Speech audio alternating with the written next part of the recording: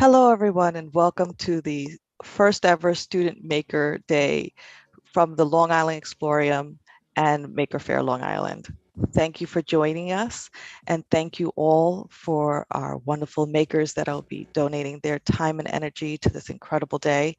Hope you enjoy, and if you have any questions, please let us know. We're going to send this off right now to Mario the Maker.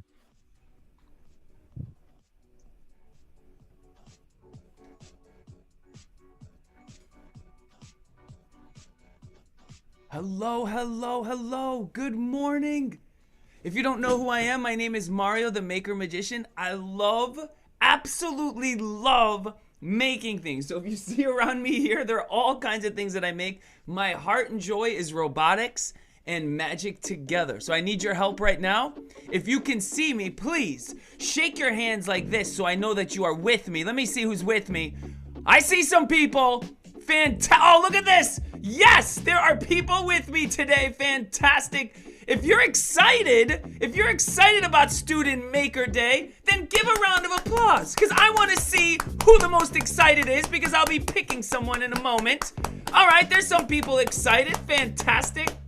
So I'm going to say a big thank you to Maker Faire Long Island and Long Island Explorium. Big thank you. So grab some magic right now with your left hand like this and squeeze it tight. Grab some magic with your right hand like this and squeeze it tight. And do me a favor, put the magic together, okay? And we're gonna shove it into the camera on the count of 3. Ready? 1, 2, 3.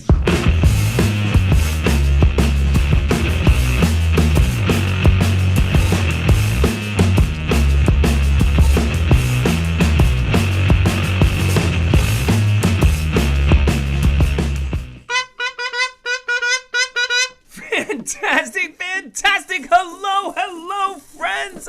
Well, guess what? Before we get into any crazy magic, before we get into any crazy robots that do magic, I cannot perform anything. No. I am here to wake you up. I want to see who the most excited is. So do me a favor, please. You can smile with your eyes. That's right. I want to see who can smile the biggest with their eyes. Right now, we'll spotlight you. Let me see. Up close on the camera with their eyes. The biggest smile with their eyes. Let me see here. I see Noah smiling. Look at these smiles with their eyes, and they disappear. Fantastic. Look at these smiles with their eyes. I see them. I see those eyes. Oh my goodness. Up close on the camera. Okay, back it up. I can't believe it. Well, you know what? This is gonna be fun. That's right. It's gonna be fun. And I wanna see who can give me the most epic, craziest, funny face that you can right now. I know you're wearing masks, some of you. That's okay. You can still make a funny face. I'm gonna show you the most disgusting funny face in a minute. If you got a crazy funny face, put it on the screen. Let me see your funny face. Where is it? That's great. Let me see your funny face. Any good funny face there? Oh, too cool for school. Look at that. There's a great funny face. That was awesome. All right, I'll show you my funny face. Absolutely disgusting. Everyone, up close on the camera right now. Take a look. I'm taking my glasses off. Everybody, close your eyes right now. Okay. Open your eyes. Hello! How are you? I told you I had the most craziest funny face. You didn't believe me. We got a show to do, people. I'm excited. Let me get my glasses on. I'm going to be picking a few people to help me out. People that are excited. People. What's that, Xavier? Xavier's pointing at the camera. What is it? Did you see? What's so funny? He's laughing at me. What is it? What? What is he saying? Isaiah, what is the problem here? Easy what? He's grabbing his chin. Is it my glasses? Are you saying my... They were upside down. I'm sorry. I'm totally sorry. Listen, we got magic and making together. I can't. Are you serious? Are they upside down again? This is not even funny. All right, I apologize. I will fix this. Oh, ow. My eyeball. I gotta be careful. Yeah, that's right. Don't worry. It's just a fake eyeball here. We're showing you how magic can be done with anything, even your glasses. I'm a magician, but I am also a maker. And that's what makes it fun, when we can take two worlds and smash them together. But before I bring those things together, I need your eyes up here. I need your hands on your laps. I need your listening ears on, because I want to show you something that I'm excited about. My magic wand. Yes, I built a robot that will deliver my magic wand. All you have to do is clap 2 times on the camera, and that robot will deliver the wand. See if you see it. See if you see it anywhere. Take a look. Clap 2 times. Let me see. Easy's clapping. Fantastic. Xavier's clapping. I don't know if it's gonna work. I don't think they're clapping enough. If they're not clapping, well, guess what? There's no robot, and if there's no robot, there's no magic, and if there's no magic, there's no show. Do you understand? There's no show, and if there's no show, this would be what? There it is! My magic robot delivery system. There's the wand right here. It goes right into my hand. Da, da, da, da, da, da. Uh-oh. Oh, man, wait a second. Don't worry. Everything's fine. So this is what magicians use. They use a magic, wait a second. That's not good. 1 second here. They use a oh, goodness. They use a magic wand. And magic wand, okay. Can you do me a favor? Isaiah, can you blow into the camera, please? Blow into the camera, Isaiah. He did it! It's back! Yes! Fantastic, fantastic! Yes! This is called a crawl bot. This is all 3D printed with just 1 DC motor and 1 9-volt battery, a string across, and that's it. It actually can crawl right across my camera screen. If you want, you can research a crawl bot right on your computer. With some help of a teacher, you could probably build one of these too. 3D printed elements, DC motor, 1 9-volt battery. Now, I'll tell you what's so cool is magic. Here's my magic hat. Nothing here, nothing here. I grab a little bit of magic from the air. Help me out. Xavier, grab some magic, please. Throw it in my hat, would you please? Thanks, Xavier. Fantastic. Take a breath like this. Everyone say poof. Poop. No, don't say poop. Mikey, did you say poop? That's disgusting. Don't say poop. I heard you. Yeah, you did. Let me. Oh my goodness. Look at this. Oh, just out of a piece of paper. Look at this. Every single scarf that comes out of here. This is what magic is about. It's this, the impossible, happening right before your eyes. Well, speaking of eyes, bring your eyes up close. Bring your eyes up close right now. Here's my magic suitcase. Take a look. See if you see anything in there. Take a look. Here it is. See if you see anything. Did you see anything in there? Did you see anything? Huh? I bet you didn't see anything. Did you see anything in there? Did you see anything? No, I don't think they saw. You saw something? My eyeballs. Don't worry. They're just sponge eyeballs. Make sure there's nothing else in there.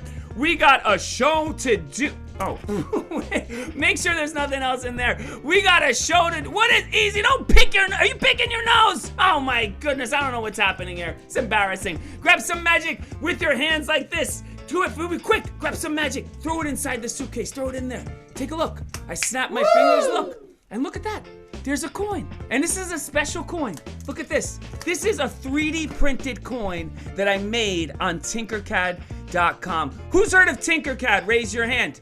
Who's heard of Tinkercad? Fantastic. Who has a 3D printer in their room right now? Fantastic. Between those 2 elements, you could make your own coin. Use some acrylic paint, and guess what? Now you have this awesome, epic, homemade coin. You can put your name instead of mine. This is what's cool about this coin. I can actually do magic with it. Wow! You see that? Right on my finger. Look at that. Smashed right through my finger. Yeah, and you know what's crazy? I can actually take the hole right off the coin, and if I'm lucky, and if you blink, you might miss it, I put it inside my hand just like this and snap, and you won't believe it. It's completely gone. Thank you, Mikey. Mikey's clapping his hands. That's what I'm talking about. Thank you, Isaiah. I don't know how it fit in my nose. Absolutely disgusting. Disgusting. Yes, everything you're seeing here is not just magic. This is all stuff that is made in a makerspace, just like you have there. You see here my 3D printed Jumbo Mario the Maker Magician coin, and I have my wonderful crawl bot here. And guess what? Guess what? Who's heard of this puzzle before? Raise your hand, because this is a great puzzle. Who's heard of this? Do you know what this is? Who knows what that is? Anyone out there know what this is? I don't think they know what this is. This is probably not. You guys are too young. You don't know what this is. Who knows that this is a Rubik's Cube? Okay, who's solved a Rubik's Cube before? Raise your hand. No, it's a tough puzzle. It's a tough puzzle. I actually built a robot that can actually solve the cube. This is my little frog robot. Everyone come up close, check this out. With just an Arduino and a couple servo motors, I don't have to do the work. The little frog robot does. Check it out. Here, I want to show you all sides of the cube. You can see it, all sides of the cube here. I'm gonna put it right inside here. right inside the frog. See if you can see it in there. Do you see it? Look, keep your eye on it. Watch. Watch this. Keep your eyes right on the little frog robot. Look at this. Watch. Look at that. What? Yes! Thank you, Xavier! Thank you! You see that? There it is, completely solved. This is done with just a robot made of cardboard and Arduino and a little servo motor. We can have some magic. That's what makes it exciting. Well, don't ever forget, you don't need fancy robotics to do magic. You could use a balloon. Even a balloon has the capabilities of magic. Look at this little tiny balloon animal. Look, you don't see it yet. I just gotta twist it up. It's my Zoom animal. Da da da da da da da da da. Whoa! Oh my goodness! It's the cutest little doggy. Thank you, Xavier's clapping his hands. That makes me happy. Well, guess what? We just did some magic with a robot that's made of cardboard and an Arduino. We have a wonderful little crawl bot that's doing some awesome stuff. And you know what I need? I think it's time for a helper. I need a helper to help me out. Raise your hand if you want to help me out. Someone who's excited, someone who can help me out. Who would like to help me out? Raise your hand, quick, quick, quick, quick. Hello, friend. Hi, Audrey. How are you doing today? You might have to unmute. Let's see if we can get you to unmute so we can hear you. Audrey, can I hear you? Let me see. We'll do a test. See if you can hear me. Audrey, I don't know if I can hear you. Well, we might have to pick. Should we do it? Okay, good. Fantastic. Audrey, I have a pack of cards. They're all different. I want you to take a card to do magic. I'm going to go like this, and you just shout stop whenever you want. Shout stop. All right, right there. Is that okay? Or do you want me to go in? Thumbs up? That good? All right, take a look. Make sure you can see the card. You got it? You got it in your mind? Give me a thumbs up if you can remember it. Fantastic. Okay, I'm going to put it inside the pack, just like this. Okay, there it is. What is it? It's a 5 of diamonds. Watch this. I'm going to put it inside. And Audrey, I'm not going to find the card. I built another robot with an Arduino, with some batteries and some motors to find your card, the 5 of diamonds. So Audrey, we're waiting for you. Wiggle your fingers like this and say, get the robot. We'll say it together. Get the robot!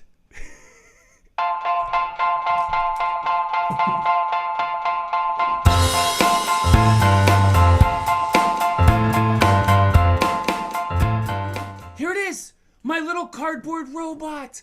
Another homemade robot that you could build in a makerspace? Yes! This is what Maker Faire is about. This is what Maker Day is about. It's about learning how to make things. Here it is. We must find the 5 of diamonds. I'm going to turn the robot on. You guys wiggle your fingers on the screen. Whoever wiggles the loudest maybe will be my helper. If you see eyes pop up, shout abracadabra when you see eyes pop up, okay? Did you see any eyes yet? No. Okay, when you see eyes, shout abracadabra really loud. Okay, no!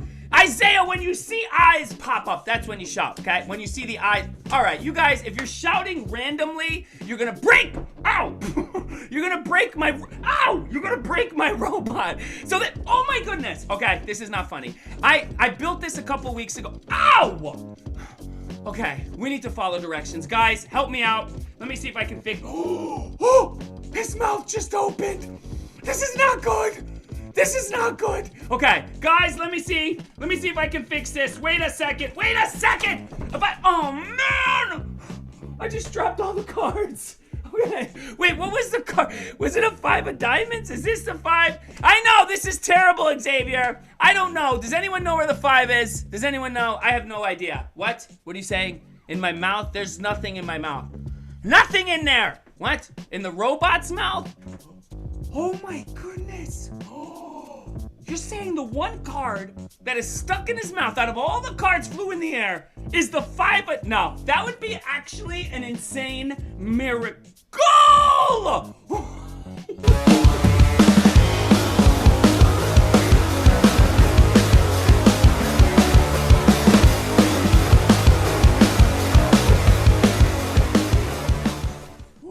There you have it! Look at all these robots! All made with a microcontroller, 3D printed parts. Look at the back of this robot. Take a look. This is all accessible technology that are at our fingertips from local libraries and schools that we could build. Robotics is not just about programming on a screen. We could take that screen and build actual robots. That's what makes it so exciting. Well, guess what? I'm gonna show you one more magic trick, and this is how it's gonna work. Show me with your fingers how many holes did I hole punch through this card? How many holes? Show me with your fingers. How many? Good job. Fantastic. Thank you. Thank you, Mikey. Mikey is listening. 4 holes. Bring your eyes up close. I'm only doing this one time. This is it. This is where I love how science and magic can mix together. Here are the holes. I'm demonstrating that the holes are real by putting a straw through it so you can see right over here. This is where things get a little strange. Keep your eye on the bottom right hole. You can see my finger right behind it going right through. This is where science and magic actually slide and mix together. There it is. Look at Xavier's face. He's like this. That's what I'm talking about. This is why I'm here. This is why I'm here. Look at this. Here's the next one. There's the hole right there. I'm only doing it one time. Science and magic mixing together. There it is right there. You can see it. Yeah, I told you. Yeah, he's getting his teacher. Thank you, Joshua. Joshua's here with me. Fantastic. Here's the last one. This is where it gets really weird. There's the last one. You can see it right over here. There it is. I can actually take it and eat it and put it right over there. There it is. You can see it. Wow. Thank you. There's people paying attention out in Zoom world. There it is. And here's my favorite part. Keep your eyes on the holes. Your brain can only focus on one thing at a time. That's the truth. It doesn't matter. So if you keep your eyes on the holes the whole time, you're going to miss it. If you keep your eyes on me, you're going to miss it. But watch as I pass the card from this hand to this hand, they all of a sudden jump back to where we started. Ho ho!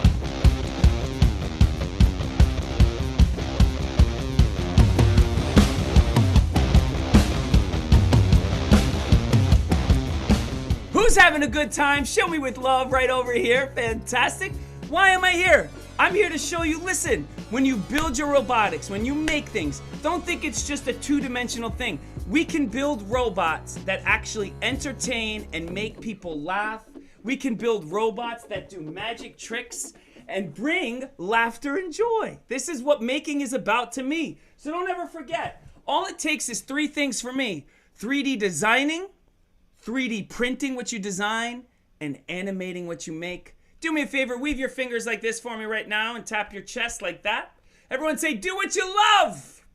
As cheesy as it sounds, as you get older, it's the most important thing. Do what you love.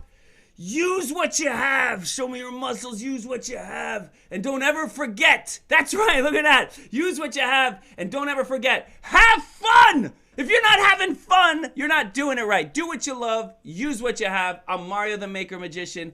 I hope to see you in a theater in person. All the love in the world from my family to yours. Enjoy your Maker Day. Big shout out to Maker Faire Long Island and Long Island Explorium for bringing me here. Take care, guys. Bye-bye. Thank you, Mario the Maker. That was a wonderful, wonderful session. We're going to be starting shortly in our next session. If anyone has any technical difficulties, feel free to message me, Lisa, from the Long Island Explorium in the chat.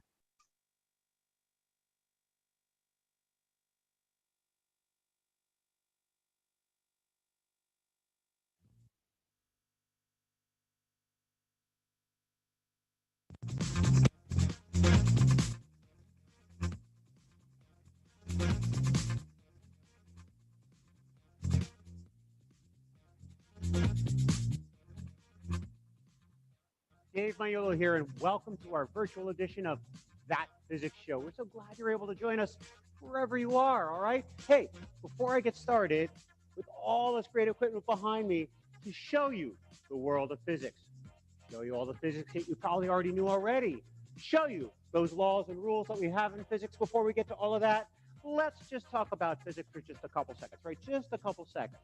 You know, physics has a lot of laws, has a lot of rules, as we just said. Those laws and rules we have in physics, kind of like the Supreme Court of all the other sciences. Really, the laws and rules in physics make up chemistry, biology, engineering, medicine. They have to follow the laws and rules we're going to see right here on our stage today. And, you know, this is a bit of an off-Broadway show, right? So we really do have a bit of a theme all through our show. The theme to our show is really energy. Energy, that's the word. And it means this. I'm never really going to get rid of that energy. I'm just going to move that energy around. And in moving it around, we can do things. In fact, I can make sound with energy, or we can make light with energy. Is that the very first thing we're going to do here on our stage today is talk about Isaac Newton's 3 laws of motion. There are 3 of them, and they really concern, more than anything else, how mass and force interact. And we're going to see all 3. And that first law of motion is known as the law of inertia. That's the word, and that's what you want to remember. And actually, here's what it means. It means that this mass, this plate, won't do anything at all, will not move at all. No motion unless a force acts on it. But once the plate goes into motion, it keeps moving till another force acts on it. Hey, that's the word, and that's exactly what you saw right there. Now, you see we have a tablecloth here, and we got some flowers, and there's even a candle here, and I bet you didn't know this. There's actually romance in physics, too, so I'm going to light that candle up. Now, you see all those objects on our tablecloth? Remember, inertia means objects don't move unless a force acts on them. So I'm going to take the tablecloth, and I'm going to move it very slowly. And you're going to note that all those objects move directly towards me. You saw that. What was the force on all those objects? It was friction, right? There's a rubbing between the tablecloth and the object, so they move, right? Hey, friction's an important force. There's no walking, there's no driving unless we have friction, right? We know that on an icy day. But hey, here's what I can do. If I take this tablecloth and I move it very, very, very quickly, that actually overcomes the static force of friction on all those objects. That means they really shouldn't move at all by pulling the tablecloth out from underneath. You think it's going to work? I say we try, because how do you really learn in life? You do the experiment. So let's do the experiment. 3, 2, 1, and they stay right there just like that. So that's what we have with that law of inertia, the first law of motion, but there are 3 of them. And the second one may actually be my favorite. The second law of motion tells me this, that every force, what's that? That's a hammer. Every force is equal to mass times acceleration. Wow, you heard me hit that piece of wood? You know a hammer provides a force. That's exactly what these do, right? You ever hit yourself in the thumb?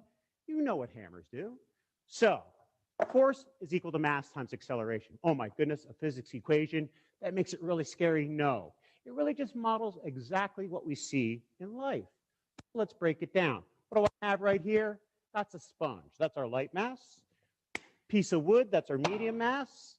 And right here is a heavy, massive lead brick. So if I have 3 different masses and I take this force, this hammer, and apply it equally to each one of these masses, what does that equation say we're going to see? Different accelerations. But again, how do you learn in life? You do the experiment. So let's do the experiment right here in front of you, all right? So force, mass, and acceleration. Force, mass, and acceleration. Force, mass, and... That one's not moving far, is it? You saw how the sponge, the light mass, flew out and accelerated very fast. How the piece of wood just kind of flopped off the table. Less mass on the sponge, even less, a little more mass on that piece of wood, so it didn't accelerate as much. But this big lead brick is hardly accelerated at all. In fact, if I was to take this force, this hammer, and bring it down on my hand like this, it's the shortest show you've probably ever seen, because I'd have to go off to the hospital, right? Instead, I take that big lead brick, I put it right here on my hand like this. It really doesn't matter how much force I now apply to that lead brick with this hammer. It really will not accelerate into my hand at all. So I can take this hammer, this force, hit the lead brick really hard on my hand, and I feel none of the force of the hammer blow. Doesn't affect me at all. But there is a third law of motion. And the third law of motion is what? Every action has an equal and opposite reaction. I can take my 2 hands. I can press them together really hard with lots of force. But there's no motion there, right? Nothing's actually moving, just a lot of force both ways. And here, Ryan has brought out this really, really pretty red card. You know what I can do to that pretty red card? I can push on the surface really hard. But the card just pushes equally back on me, holding me up. Force down, force up. That's what we have. But this law, every action gives us an equal and opposite reaction, does give us motion.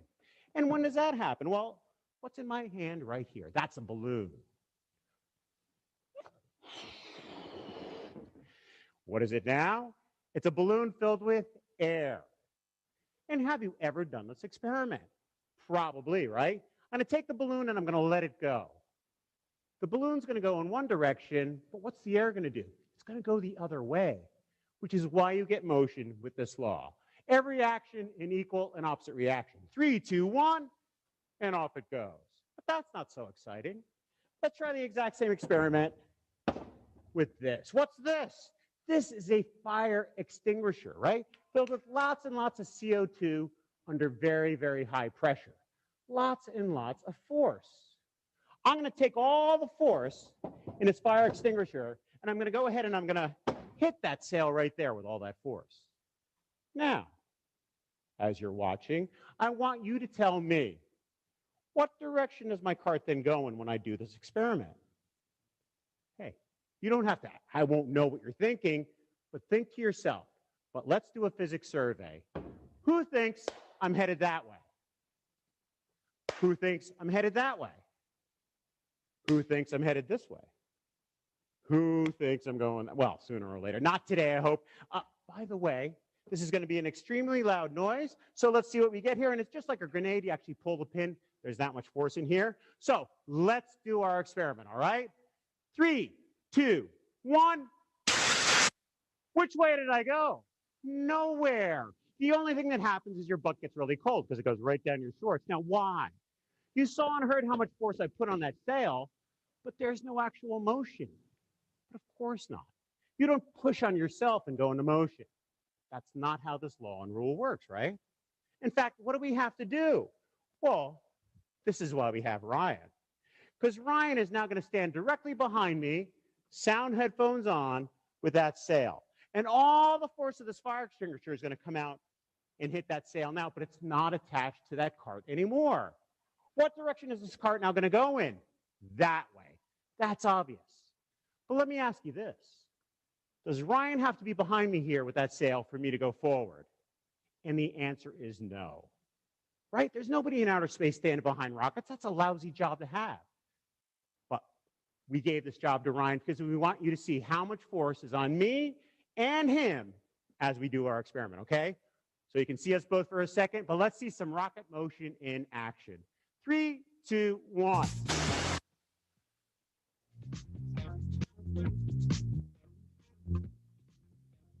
Right here in this container is water. Does anybody know what that is? Well, that's just regular soda, right? Regular Pepsi. Does anybody know what that is? Well, that's Diet Pepsi. And I bet most of you have picked up one of these or maybe even picked up one of these. But here's my question to you. You know what water is. You know what soda is. Does this can of regular soda sink or float in the water bath? Well, what do we do to find out? Let's do the experiment. So I'm going to put it right here in that water bath. Let it go. You'll note it goes right to the bottom, right? I don't know how many predicted that, but that's exactly what happened. Right here, we have a can of diet soda. Does this sink or float in the water? What do you think? Well, I say you try it at home. No, no, no, I'm going to do it right here. Let's do that experiment right here. I'm going to go ahead and put it in a water bath, and actually, it floats. Now, why would that be? Seems kind of surprising, right? Because they give you the same amount of soda, they give you the same amount of bubbles, so why do they have a different density? Because that's why things sink or float. It's the density relationship. Well, this soda down here is sweetened with sugar. And that sugar soda, if you take that sugar out, there's a good almost an inch or inch and a half of sugar inside that can of soda. That's what you're drinking. Yum, yum, yum. It really has a high density in comparison to this soda, which is sweetened with something we call NutraSweet. You just need a little bit of that really powerful chemical to make it as sweet as all that sugar. So this is more dense. This is less dense, as you can see. But has anybody here ever been in a swimming pool? And I bet the answer is yes. Anybody watching, have you actually been in our ocean? And I bet the answer is yes. And where do you feel more of a buoyant force lifting you up? Well, in the ocean. Why? What's in the ocean? Salt, sharks, toilet paper, lots of stuff. So if I take some salt and I pour it in a water bath, we see that that brings that soda right to the surface, just like so, just like that. Because now it changed the density of the water bath, and in sinking and floating, it's all about the relationship of density. That's exactly what we've done. Make the water bath more dense, it comes to the surface. But what floats in our air? Balloons, right? You ever have a birthday? What do they give you? They give you a helium balloon, right? And what I have right here is a helium balloon. Due to that helium balloon, I'm going to pop it. I am. But I'll explain to you a little of the fun facts about helium, because when I pop that helium balloon, here's what's going to happen to the helium. The helium is going to leave this area right here. It's going to leave this building. It's going to go all the way up to the top of our atmosphere and then leave the Earth. It turns out that helium isn't held to the Earth by Earth's gravity. Earth's gravity is not strong enough. So any helium in our air winds up in outer space. And if that's all true, and it is, where did human beings actually first see helium? Well, it turns out it was also outer space. It was actually on the sun. In fact, helium is named after the sun. Helium, Helios, that's why it's called that. It's named after the sun. We saw these burning yellow lines, these yellow colored lines, and that told us there was a gas on the sun that we didn't know about. And then we looked here on Earth for that same gas. Where do we get our helium from now? And don't say the party store. It turns out that it comes from underground. When they pull gas from underground, a whole lot of helium comes with it. But we waste most of it. In fact, most helium winds up in outer space that we pull out of ground. In fact, we actually have a shortage of helium right now. Pretty dangerous shortage, because we use helium in quite a few things. But let's send more out to outer space and say goodbye to a little bit of helium, right? Let's see what happens when we light this balloon. 3, 2, 1, pops it. But we have a whole nother gas right here that floats a whole lot better than helium. And we're never, ever, ever, ever, ever, ever, ever going to run out of this gas. So with helium being in a shortage, why don't they give you hydrogen balloons? I'll show you. Because I'm now going to light this balloon, and you're going to see the difference between helium and hydrogen. For this, we'll turn the lights out. Let's see if you can keep your eyes on this hydrogen balloon. 3, 2, 1. An amazing sight, isn't it? Now, oh, thank you, Michelle. Here's what I got. What's this right here? This is a garbage can, right? It's a garbage can. What's it have on one side? It's got a hole. What do I have on the other side? I got some rubber right here. So more than anything else, this is like a big drum, right? And I can take this, I'm going to hit the bottom, but you don't actually see anything happen there. So you don't really know that anything's happening when I do that. You know, in physics, and I actually think in science and life, you want proof of things, right? You want to see what something's doing before you believe what someone tells you, right? Don't just believe what people say. Look for some proof. So Michelle, she's got a candle, right? And a lot of times in science, we see action at a distance. We don't really see what's going on, but we see what the thing does, right? So let's see what we can do with this, because with my garbage can, I can, let's see, blow the candle out. So you can see that this is actually doing something. But you still don't see exactly what's happening with our garbage can. And in physics and in science, what we like to do more than anything else is see exactly what's going on. So let's see that, because what I have right here is some theatrical fog. Now, theatrical fog is just glycerin that we heat up. It becomes a fog. They put glycerin in all your food. They just don't tell you. So no, we're not worried about this stuff. But it will show us exactly what's happening every time I hit the bottom of this garbage can. And this, to me, is one of the reasons why science is so much fun. Because what do we got? We got that smoke ring coming right out at you, right? And look how simple this is to make. And I dare you to go home and build one of those. That's what we have coming out of here all the time. But you didn't know it till we put the fog inside. And that's the fun part of science, seeing exactly what happens. Now, Ryan's got another object for me over here. What's that? That's a square. What's this shape again? That's a circle. So let's take our square. Thank you, Ryan. I'm going to take that square. I'm going to put it right here on the front of our garbage can. You here watching, tell me, tell your friends, What are we going to see next? Circles? Squircles. What kind of shape will come from our garbage can? I say we now do this experiment again. And for this, I'm going to add a little more fog. Let's put a little more fog in here. Good deal. So did you predict? Because that's what you have to do in science. You want to come up with an idea. Come up with a theory. What will we see coming out of here now? Squares or circles? Well, let's do the experiment. I do it, and you'll note it's actually still that smoke ring, that smoke circle. Now, why is it not a smoke square? Well, smoke squares are like unicorns. You want them to be real, but they don't really exist. The stability of our smoke ring is very different. You can't get that same stability in a smoke square. It doesn't happen, okay? It just won't exist. Won't stay stable for long enough to propagate across. So that's exactly what we have with air. But, you know, we've been playing in the lab a little bit. And Ryan here has a whole nother shape, the ellipse. What Ryan is now going to do is take the square away, and I'm going to take this ellipse, I'm going to put it right here on the front of the garbage can. And it turns out that something rather special happens when we use the ellipse. In fact, one of the things we just discovered in physics, cosmology, is that gravitation waves move across our universe. Well, it turns out when I put an ellipse on here, these gravitation waves look pretty much like what you're going to see right here. An oscillating ellipse coming right towards you, back and forth, as that comes out of there. And that shows you can actually do modern cosmology with a garbage can. How much fun is that? See if you can answer this question. How big is that sound? It's actually a pretty good question, right? Because we don't really know.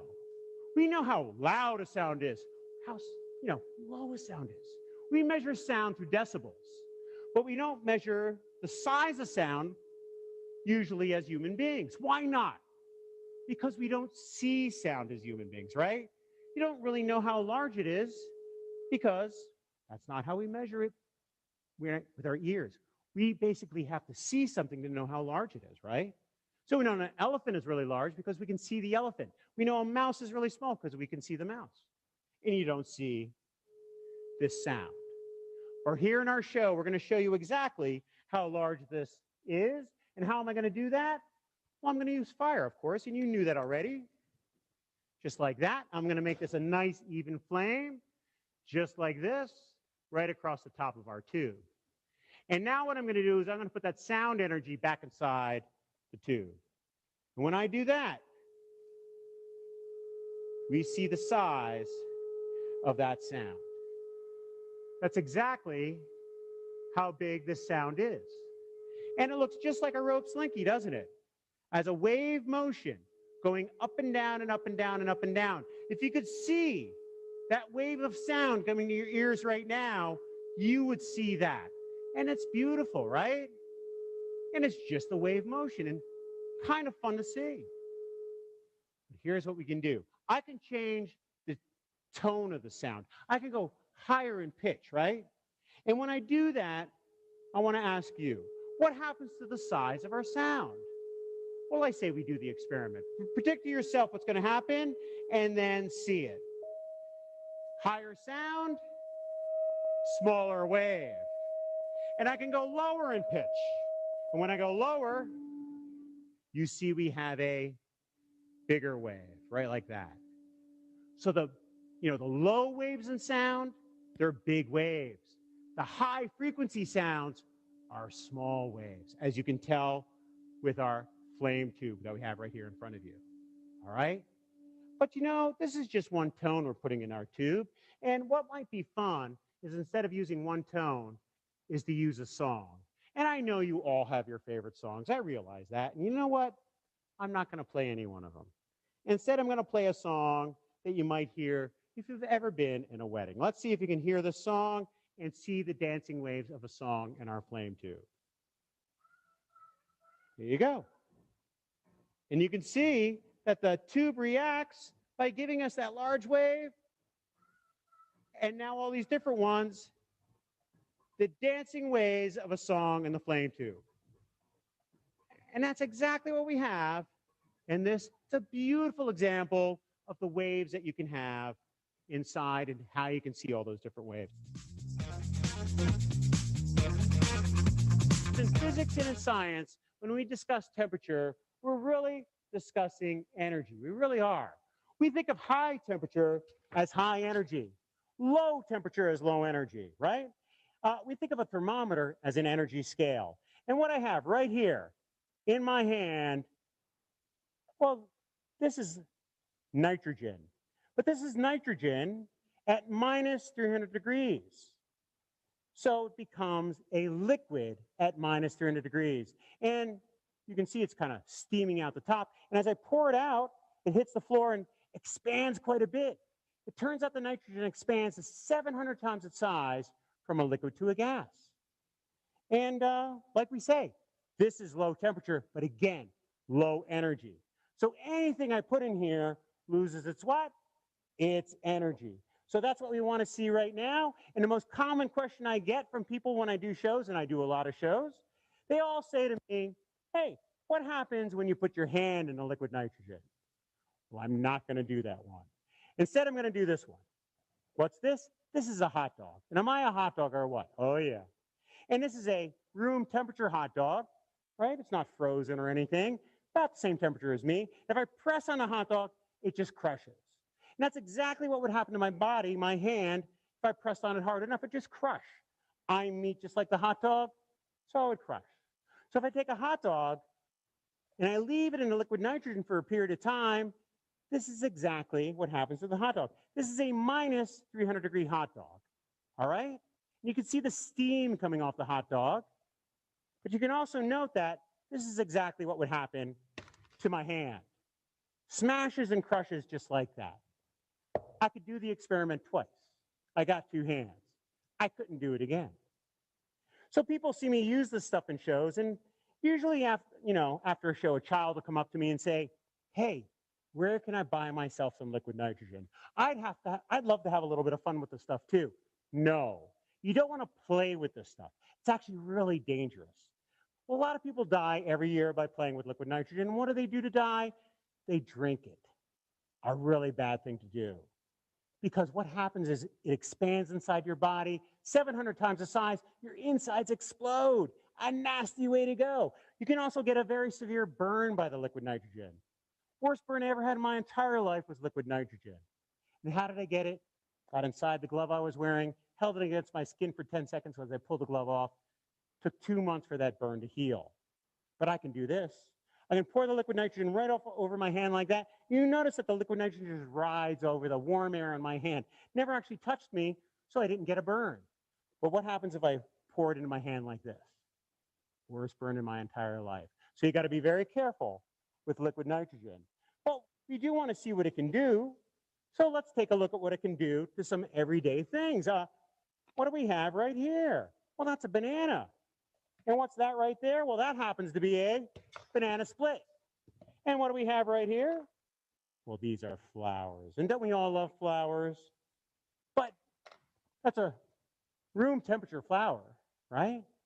But let's take that flower and put it in the liquid nitrogen. Now, what am I doing to the flower by putting it in the liquid nitrogen? I'm taking the energy out of the flower.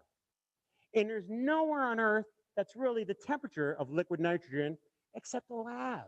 Right? The coldest place in Antarctica is like minus 190. So there's no place you can do this except the lab. We do this to everything. We want to know what happens to these objects when we make them this temperature. How does it act? We take the energy out. How does it act? So we take the flour out. We see it looks just like before, only now that flour breaks just like glass, just like glass. Hey, this will tell you a lot about liquid nitrogen. What kind of balloon is that? Don't say hydrogen, a helium balloon. I'm going to take that helium balloon. I'm now going to roll it into liquid nitrogen. And as I do that, what happens to the balloon? Well, I'm slowing the helium down in the balloon. So the balloon gets smaller. It's no longer pressing on the inside with such force. And as the balloon gets smaller, it's actually more dense. So now it's a dense helium balloon that no longer floats. But I can take the balloon out, let it hit the floor like that.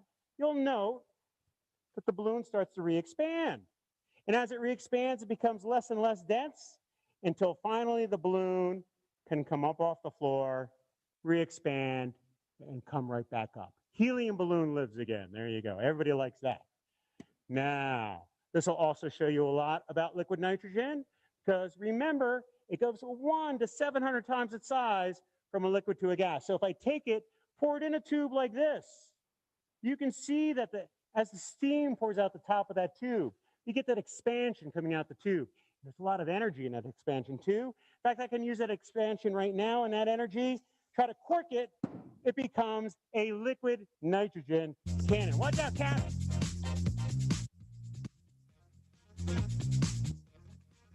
We have right here the beds of nails. And you can see these nails on your screen right now. And they're actually nice and sharp. Remember, it's all about Newton seeing that apple fall. Or here's an apple. Gravity pulled it down, hit the nails, but you can see all those holes in our apple. Those nails on our bed of nails are very, very, very sharp. But here's our experiment. We're going to take that bed of nails.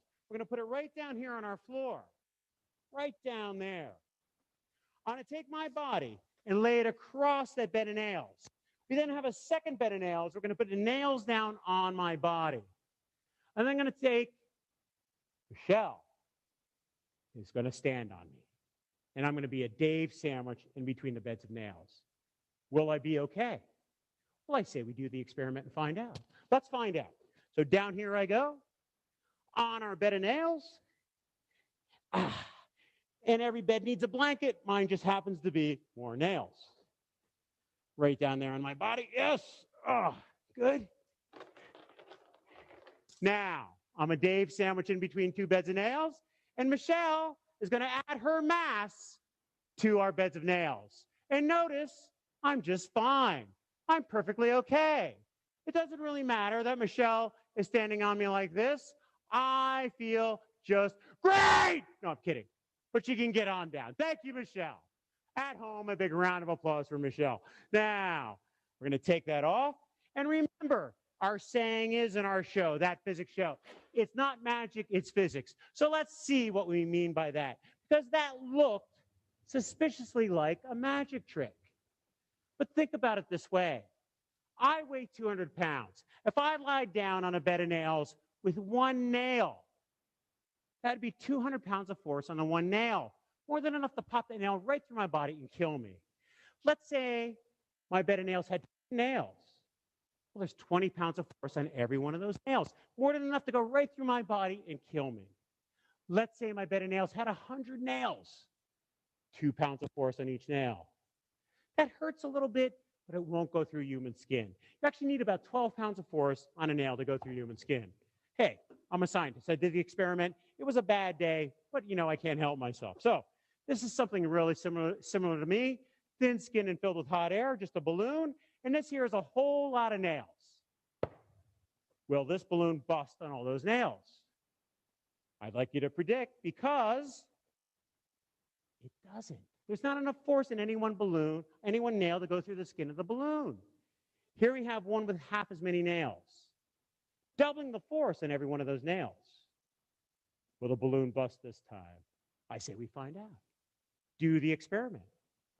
Because, no, when I'm pressing, it still doesn't bust. Here you have a bed of nails with half as many again, doubling the force one more time. Will it bust this time? Well, it's our last one. So, of course, it's going to break. Just like that, how I would pop on a bed of nails without many nails.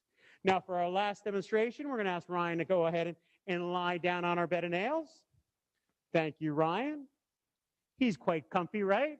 And now Michelle's going to bring over a couple objects. Thank you, Michelle. The first we have is our sign, right? That Physics Show. And if you like what you see in our video, please come and see us on our off-Broadway show when we're back and running like everything else on Broadway. And it looks just like a guillotine, doesn't it? So we're going to put it right here on Ryan's neck, just like that guillotine. Next, we have a cinder block. And we're going to place this cinder block right on Ryan's rock-hard abs. Now, the last part of our experiment is the sledgehammer. So here's our experiment. Bed of nails, Ryan, brick, sledgehammer. When I break the brick, does Ryan live? What do we got to do in life? You got to do the experiment. So 3, 2, 1. The brick. And Ryan is perfectly fine. Dave Maiolo here signing off. Thanks again for attending.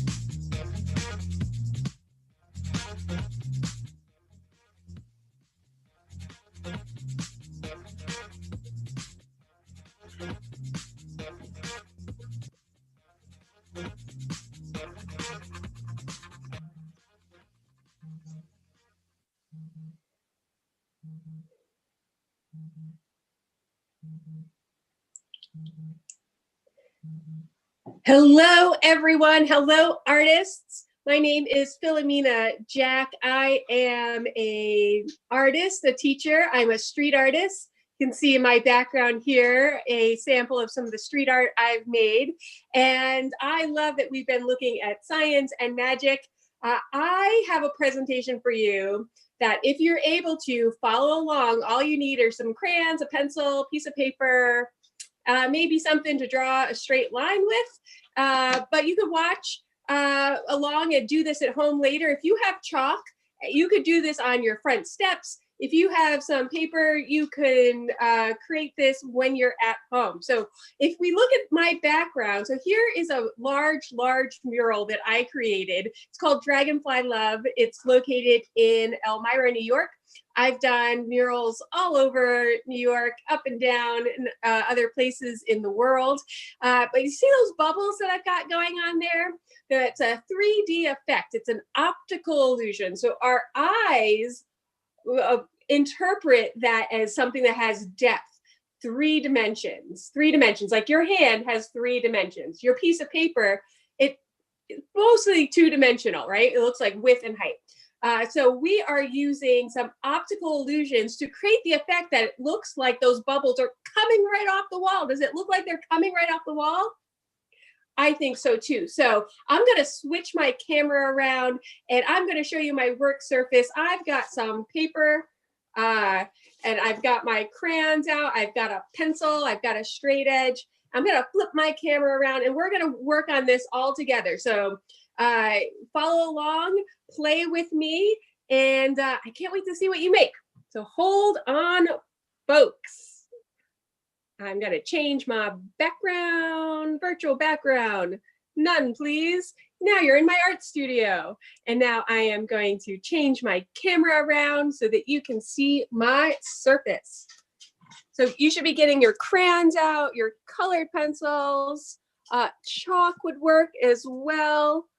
Let's get us to focus. Oh, here's my friend Bunzy. This is my friend Bunzy D. Rabbit. He travels the world with me making art. And like I said, I have made art all over the world. I am a professional artist. This is what I do to make money so I can feed my dog. And I love it. I feel like the luckiest gal. So here's an example of what we're going to work on today.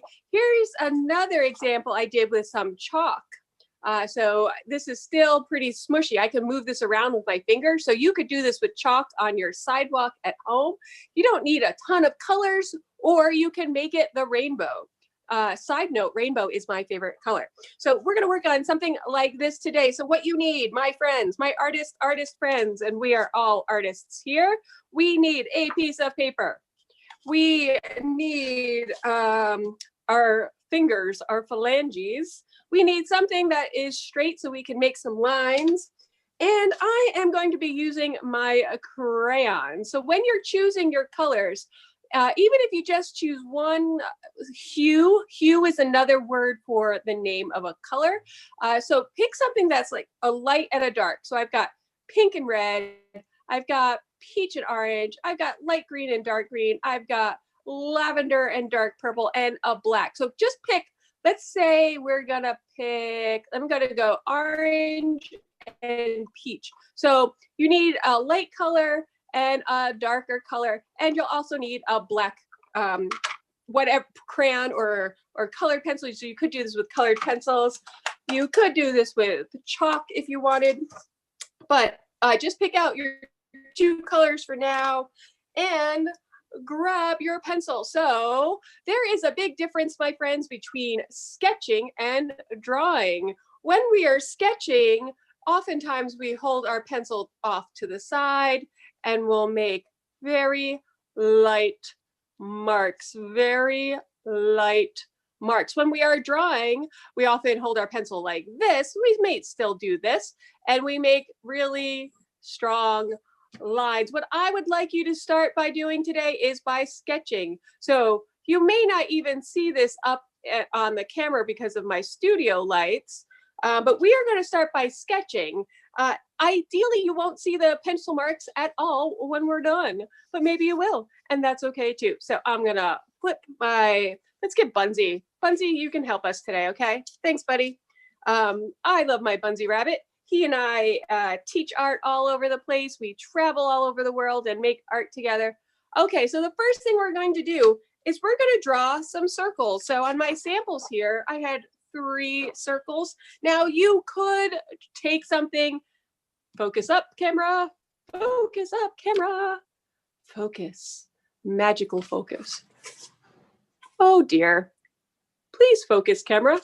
The magic of the non-focused camera. It looks like it's focused for you. I'm gonna keep rolling. If this is unfocused for you, I do apologize. But what I'm getting at, oh, there we go. What I'm getting at is you could trace something if you wanted, but you know what? Boosh. I say just go for it, just draw it, because the more you practice, the better you'll get. So you are going to sketch, you are going to draw lightly with your pencil, a couple of circles. I've got sort of a big one there, and it may be even so light that you don't see it on camera. I'm going to darken mine up. You keep drawing lightly, please. So I've got one there. I've got another one there, and I'm going to put a smaller one right about there. So I've got big, medium, small. That was step 1. Step 2 is to make some stripes going through these bubbles. So when we're doing that, we're going to hold down our straight edge, and maybe you have a ruler, maybe you have the edge of a book, maybe this is a paint stirrer. Like I said, I make a lot of street art, so I'm always stirring paint. I am going to draw a line, but I'm not going to draw the line when it intersects with the bubble. I am only going to draw the line when it's outside of the bubble. So again, I'm doing this dark. You can keep sketching. So bam, line, and I'll go on the other side. Bam, line, bam, line. Is everyone saying that with me? Bam, line. So there's one, and then I'm going to move my straight edge over a little. You could measure this. I don't know. I like to just go for it. So we've got some lines happening there, and then I'm going to do some in my medium circle here. Bam, bam, bam, bam, lines. Lovely. And again, notice I didn't draw through my bubble.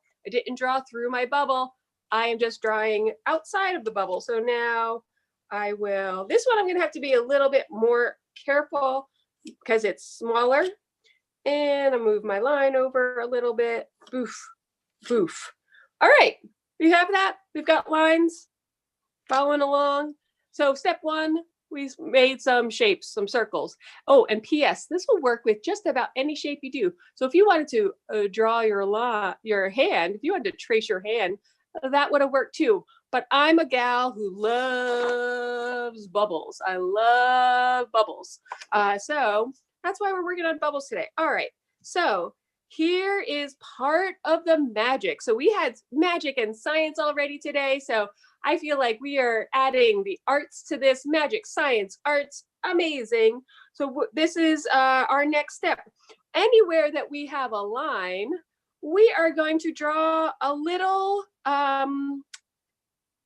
let's see. Oh, let's do smiley faces. So I'm gonna draw a curved line that starts and ends at those lines, those bam lines. I'm just gonna draw like a smiley face here. It's real subtle. I'm gonna go darker so that you can see it on screen, but this is another thing you could be sketching. And then I'm gonna do it again here. Just sort of a subtle smiley face. And then I'm going to do that at every single place I have a line. So it starts and ends. It starts and ends wherever I drew that initial line. Again, you could be sketching. I'm drawing, not sketching, so that you can see it on camera. My studio lights might be a little bright. Boop, boop. I also like sound effects. Did you notice I like sound effects as I'm making things? Like, oh my gosh, already, is this not looking super fantastic? Already, it looks like the optical illusion I was going for. It looks like when the line intersects with our bubble, and imagine it's a water bubble, what would it do? It would magnify. It would magnify whatever is underneath it. So now I'm going to take I chose a peach color and then a darker orange color. So I'm using crayons here, but again, you could be using colored pencils. You could be using chalk. Let's go. So I am anywhere outside of the bubble, I'm going to use my darker color. So I'm going to press real hard, press real hard, and then lighten up as I go away on this stripe. This is my stripe outside of my bubble. It is my darker tint of the hue. Hue is another name for color. So which hue is this? This is orange. All right, so I'm darker, and then I get lighter. Boop, boop, boop. And you could take your time when you're doing this on your own free time, but I want to speed through this a little bit for you, ladies and gentlemen and everyone in between. So again, dark, lighter. That's hard to say. Lighter. Everyone try that. Light. Oh my gosh. Okay, oh gosh. Hold on, folks. We're having a technical issue here. Hold on. Okay. We just had a power surge in our house. Fantastic. Okay, so back to lighter, and dark. Dark here, lighter there. Whenever you have a darker color, it recedes. It seems like it's going away. So if I push harder on my crayon, it's going to make it look like this bubble is creating a shadow. So now I have my darker orange and my peachy color. I'm going to take the peachy color and use that inside the bubble. And it's interacting a little bit with the pencil that I have. But if you were sketching, that wouldn't be such a big deal. So I am imagining that this area of my bubble is the closest to me. It is reflecting a lot more light, so it wouldn't be showing very much color. So I'm going to do that again, like right about here. I'm not going to put any of that peach color at all. And again, if you were taking your time, you could really do this up really good, really well. I am zipping along here because I want to make sure we really see this cool optical illusion come to life. Is it already looking pretty awesome? I think it's already looking pretty awesome. All right, so there's that one. Maybe I'm going to switch colors now. I'm going to use sort of this seafoam lighter green, and green is the hue name, and a darker green. So I'm lighter color inside the bubble. I press harder towards the edge, and then I get lighter. Everyone say it. Dark, lighter. And I tell you, I have been an artist for a long time. Are any of you 9 years old? Well, that's basically when I remember making my first art. And I am a lot older than 9 now. I make art just about every day.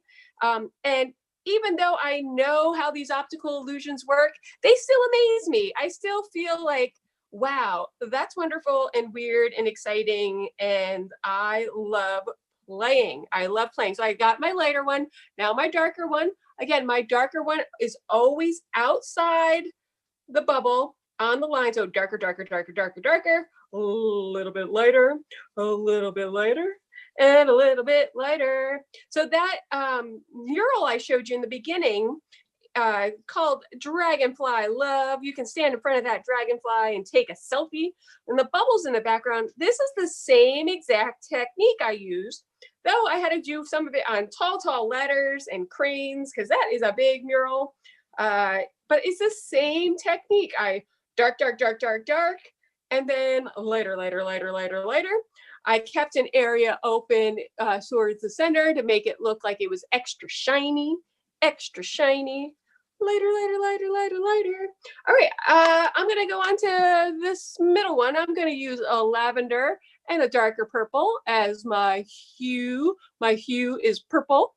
I have a tint, which is lighter and kind of a straight up purple. So inside the bubble, we know the drill. That's where your lighter one goes. Darker towards the edge. Press. And bammo.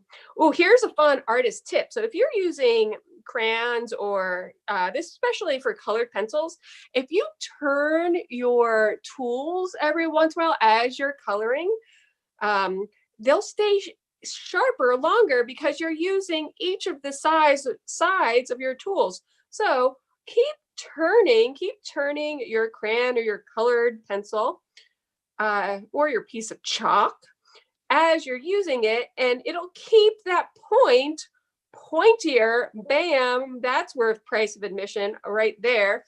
All right, so I've got my lighter lavender-y kind of color, and then I'm gonna take, the dark one outside the bubble, dark, and get lighter.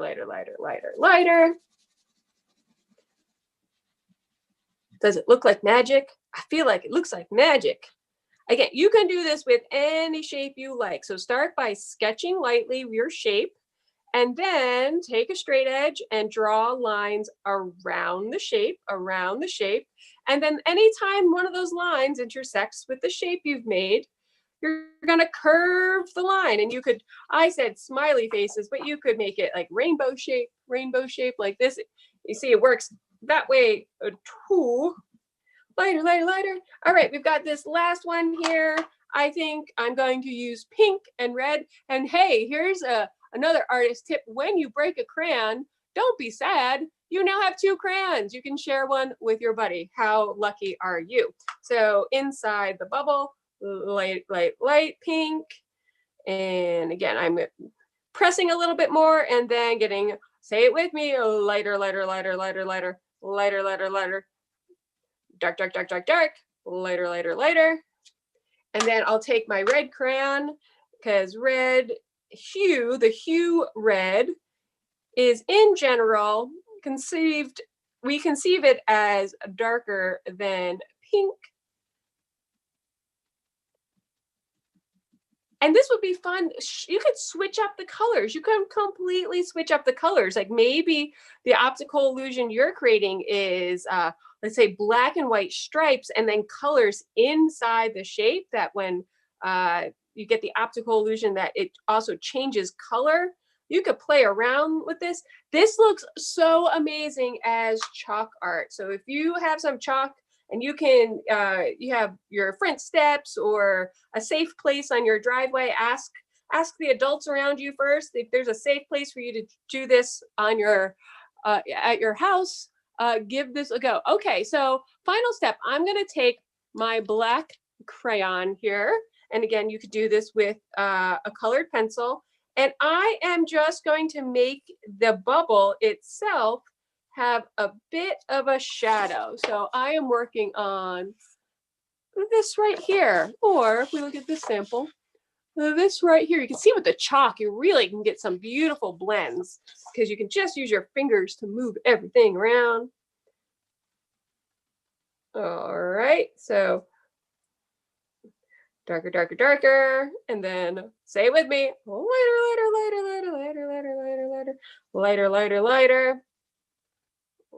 All right, and darker.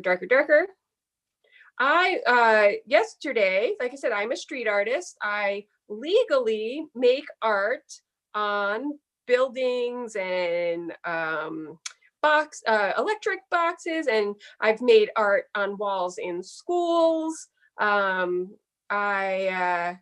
Yesterday I had a commission on an art space outside. They wanted something that talked about dance and movement, and of course I added some of these bubbles because they felt like they were floating. So I called the mural, I used spray paint yesterday, I called the mural We Float. The idea that the dancers float around and these bubbles give the feeling of that floating. So see, okay, so I've added my shadow here and here. And the shadow here, ooh, another pro art tip.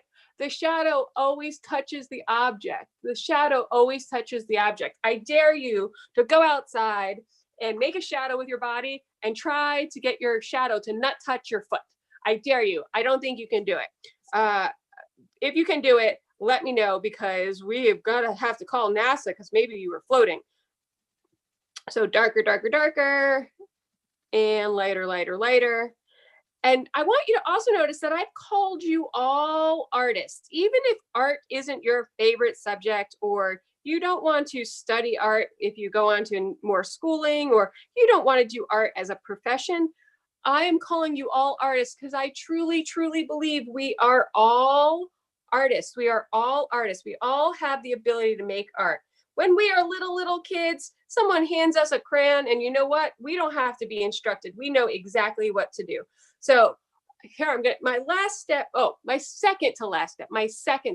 Thank you, Bunzi. Thank you for reminding me. Second to last step is I'm just going to sketch in the top of the bubble and give a little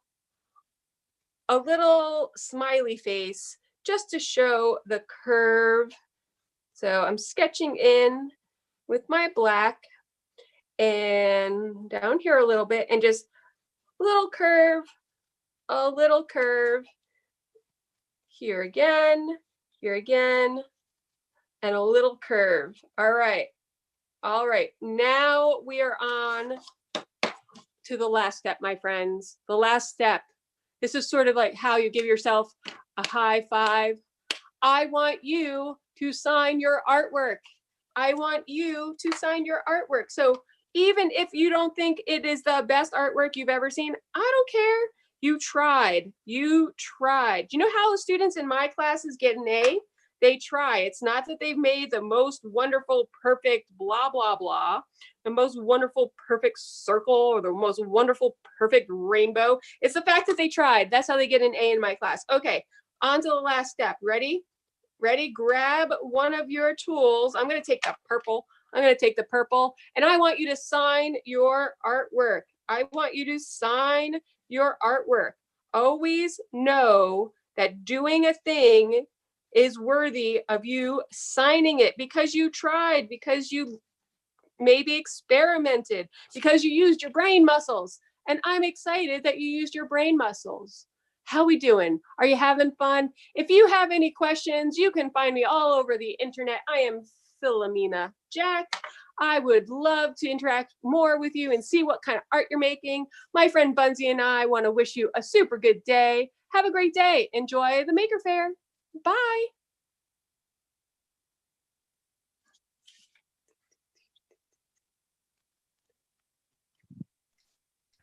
Thank you, Philomena, for that wonderful session. We will be starting our next session shortly.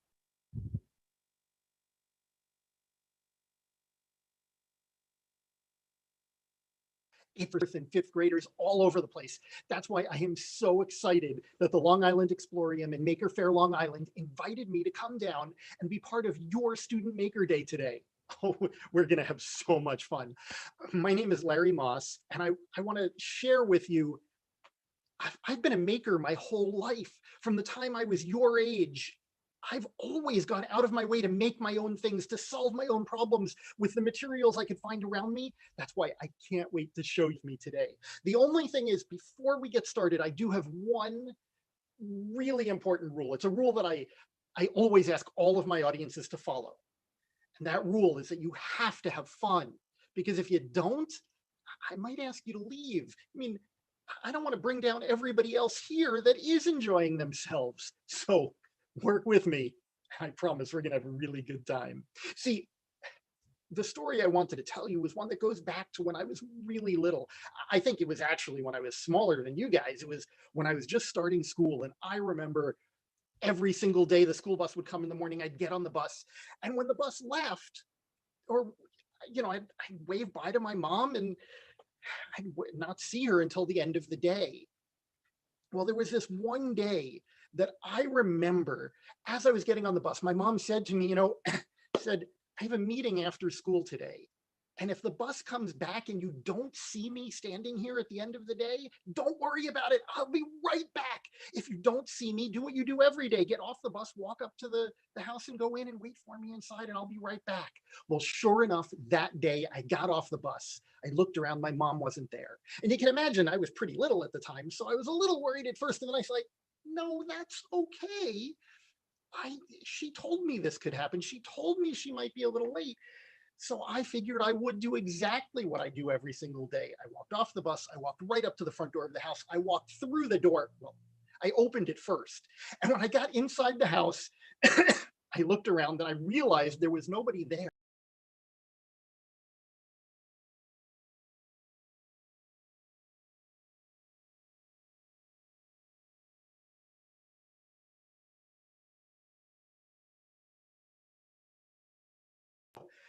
I didn't know at the time a lot about the way TVs worked, but one thing I did know is that they shouldn't make any noise until after they're turned on.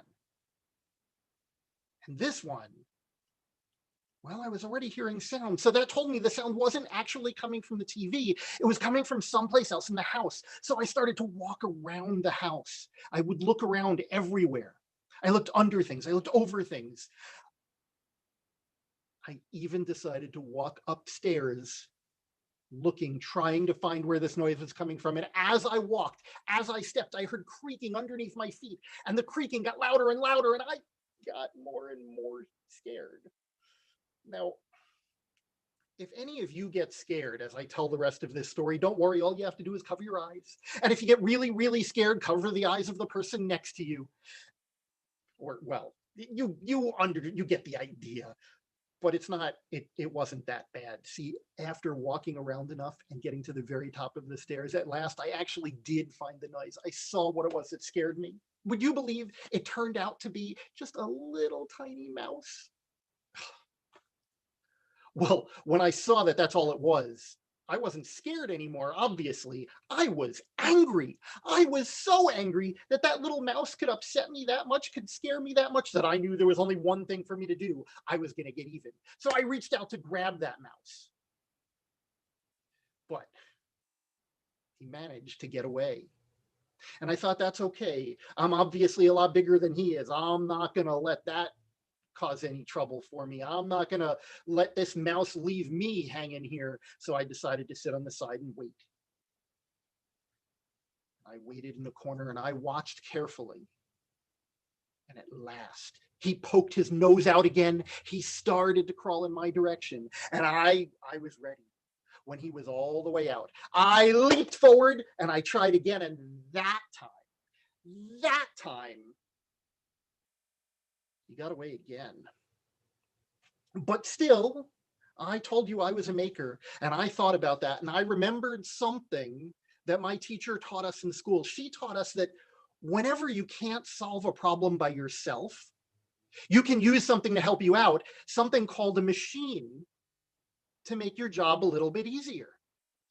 Well, when I looked around me, I saw all sorts of machines. I mean, outside during the day, there were trucks and buses and cars, and inside on walls there were clocks and pencil sharpeners. There were machines to solve all sorts of problems. And it turns out that day there was a machine to solve the problem that day also.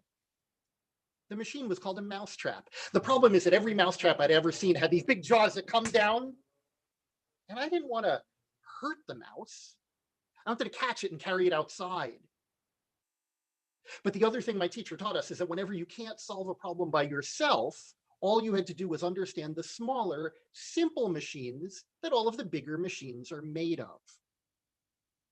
And that's what we're going to do today. See, that day that I was home alone, I built the coolest mousetrap in the entire world using all of those smaller, simple machines that my teacher talked about. When I learned about those simple machines, I looked around at all of the machines that were around me, and I saw machines that were made out of metal and wood and plastic and glass, and I didn't have metal or wood or plastic or glass to use to build my bigger machine. But what I found were a lot of art materials, things that I use to create all sorts of art. And my favorite of those is a balloon. Now, the thing about balloons is that in order to use them, you have to blow them. Try this one. You have to blow them up. Oh, here we go. This end.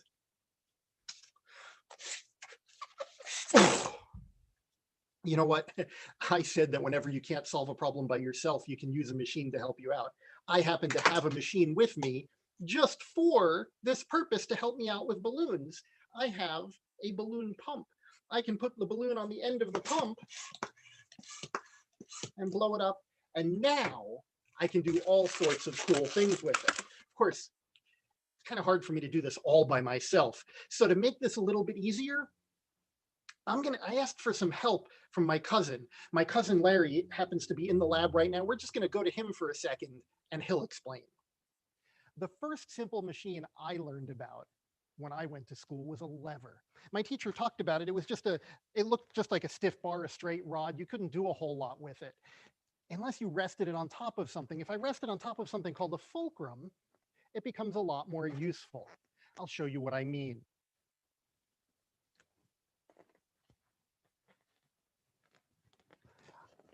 I have here a lever sitting on top of a fulcrum.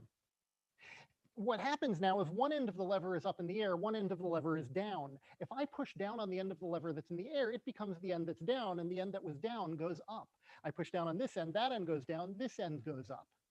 Now I know what you're thinking. Thinking Paul, which is really weird since my name is Larry, you're thinking big deal, why would I need to do that? Well, let's imagine that I have something really heavy that I want to lift.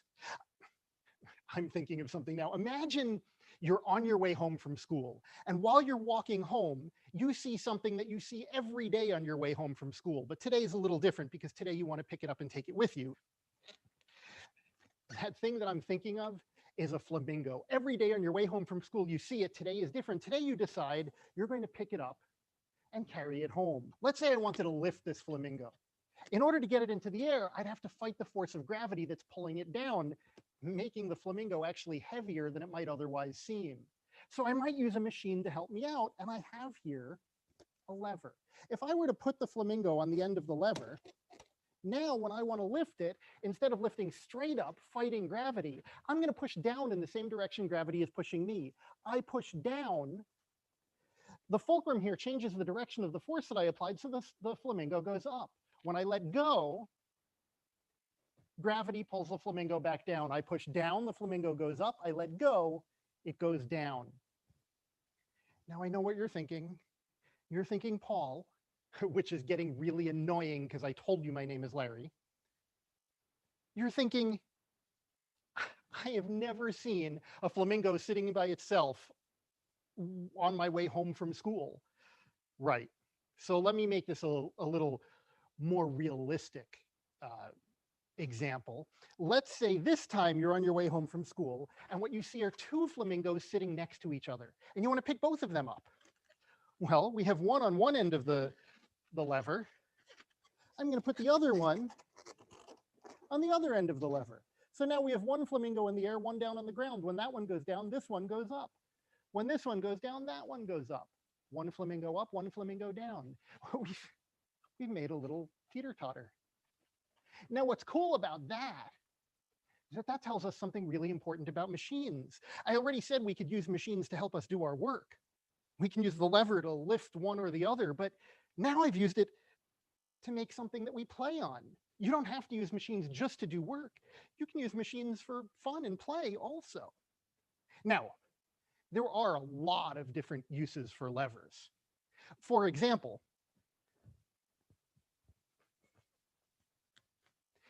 the first one that comes to my mind, you may have even used today. I have a feeling most of you used at least one of these, if not early this morning, maybe last night. The first one that I'm thinking of is a light switch. Right, a light switch is just a little lever. You push up, it flips up in one direction, push down the other way. That lever, there's a little fulcrum inside the wall that you don't really see that allows that to move. Or the one that you might use to write your name. For example, a pencil. A pencil, a pen, a crayon, a magic marker. Those are all levers too, and my wrist is the fulcrum that lever moves on. Now, there are so many things you can do with levers, and a long time ago, people realized that too. They realized that if they wanted to, they could even put a couple of these together, and two levers working together with a fulcrum in the middle might form a giant pair of scissors. That's kind of cool. You can put two levers together. You can find levers everywhere. You can put them together to make bigger things. You can put lots of them together. Who knows what you can dream of? So maybe you could even make that mousetrap we were talking about before. Now, I hope you enjoyed watching that little demo as much as I did. My favorite part of learning about the things we can do, the pens, the pencils, even my elbow is a fulcrum for my arm. My favorite part was realizing how many things you can do with just one simple little tool if you use your imagination. In fact, it seems like there are so many things that you can do with levers that I would love right now to go ahead, use all of those levers, and build the coolest mousetrap in the entire world. Except that I don't think we can just yet, because there are other simple machines that we might want to add to this. Let's go back to the lab and see if Larry can help us out. The next machine I want to talk about is something called a wheel. Let's figure out a situation where this is important first, and then you'll understand why I'm doing it. Imagine you get home from school this time, you get off the school bus, you look at your house and discover a tree fell in front of your front door. Well, what are you going to do to get inside? You could do what I would do and just climb in through the window. Or you might try to pick up that tree and move it away from the door. Of course, you probably realize trees get awfully heavy. So instead of picking it up and moving it, you might look at what happens if you cut all of the branches off of the tree. What's left, the trunk of the tree is round, and round things roll. So you can make it easy to roll it away from the door. Now, I said a wheel is what we were making, not a tree trunk. But imagine you don't only move things that happen to be round like tree trunks. That's why people made wheels, to emulate that sort of thing, to move them. So for example, let's imagine that we were making our own wheel. And we wanted to move things like we could put a wheel on our book bag to carry our books to and from school. Or we might sit on a wheel. Something with one wheel might be called a unicycle. Some of you may have tried to ride a unicycle. Others might realize that a unicycle is actually really tough to balance on. So what we do to solve that problem, just like we did with the lever, where we put two levers together to make a bigger, more complex thing, we can do the same thing with wheels. We can put two wheels together to make something more complex and easier to balance on. Now, of course, putting those together, we need one more piece here. Oh, this will be fun. While I'm doing this, just by a show of hands, how many of you would like to see something really cute? I said cute, not funny, but it could be a necklace, an earring, a nose ring. Oh, never mind. I could use that last balloon to hold together those two wheels that I made to make that bigger, more complex thing we were talking about.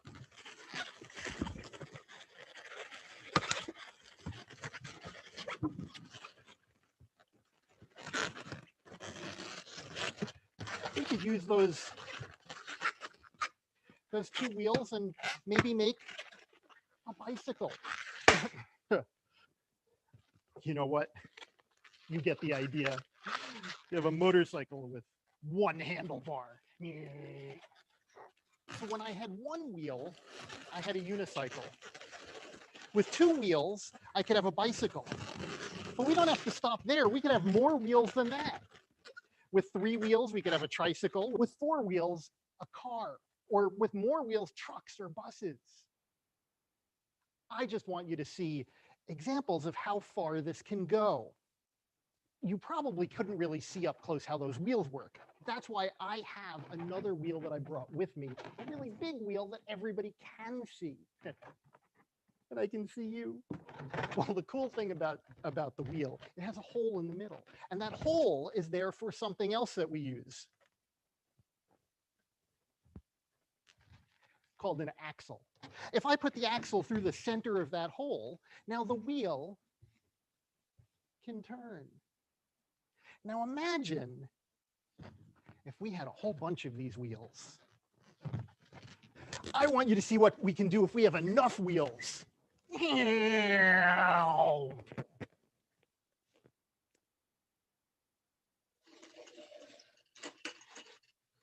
Oh, you're back. That looked like so much fun playing with wheels that I had to pull out this car that I had been working on and see what else I could do with it. And again, I'm left like before when I was watching the levers and all the things you could do with levers. I kept thinking about all of the things that you could do with wheels and making cars and buses and trucks and rolling things all over the place. That I want to go and build that giant mousetrap. But just like before, we're not done yet. We're going to go back to the lab and see what else Larry has in store for you.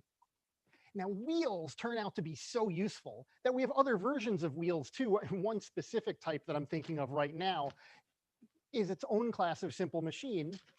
It's called a pulley. It has a groove down the center. And that groove is the right size to fit a piece of rope. And just like the wheel we were talking about a moment ago, it'll turn on an axle. Let me show you how that works. If I run the axle through the center of my wheel,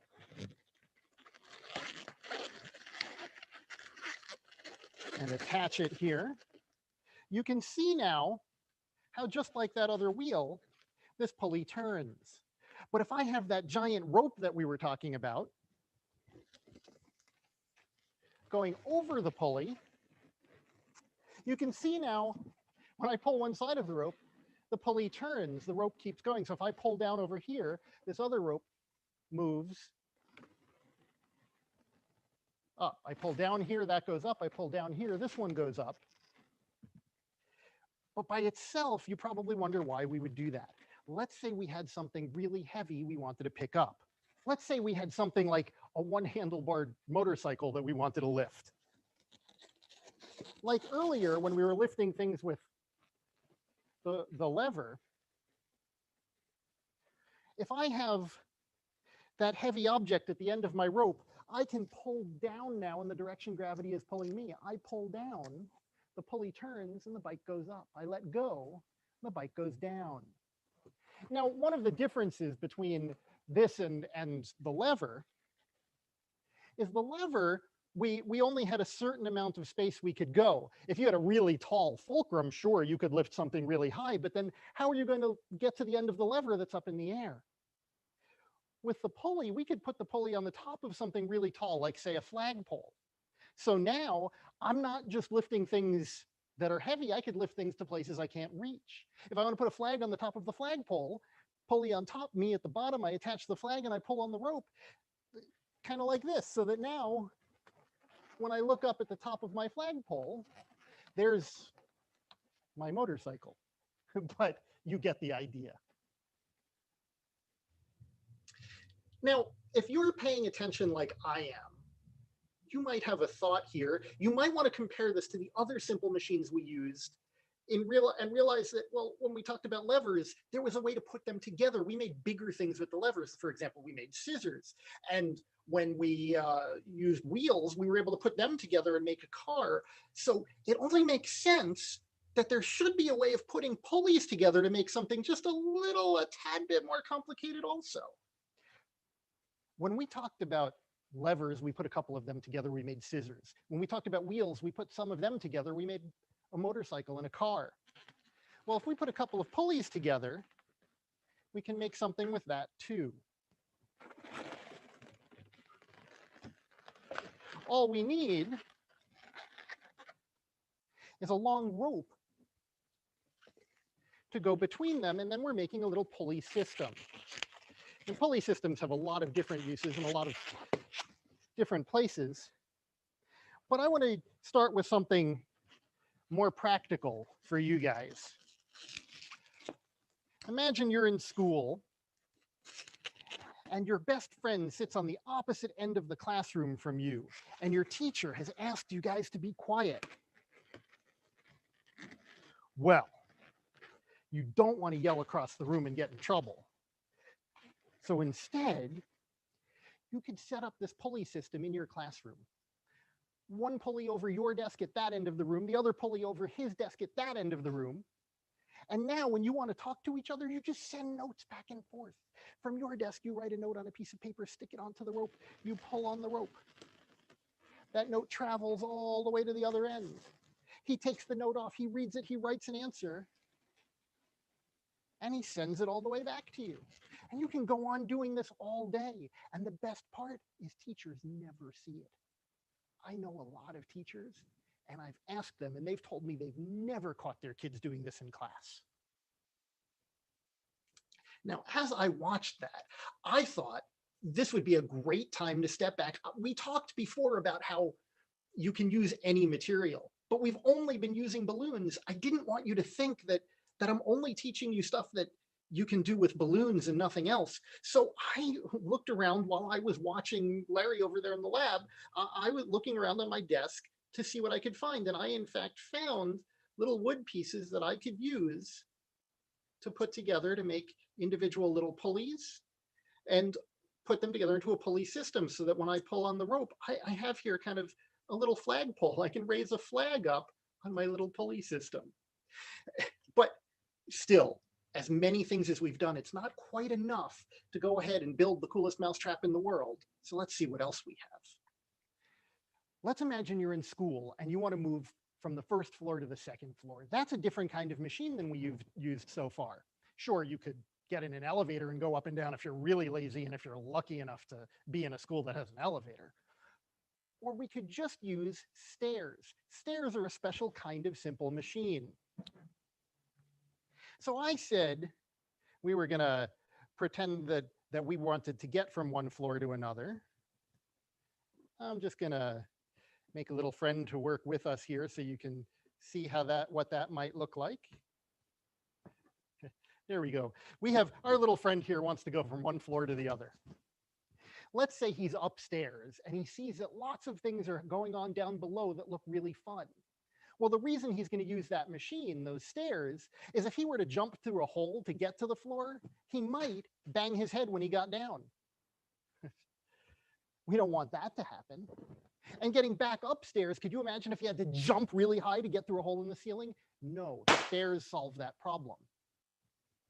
Now, stairs are a special version of a machine called an inclined plane. An inclined plane is a ramp, a slope. So round things like balls and wheels can roll down it. You can walk up it without a whole lot of effort.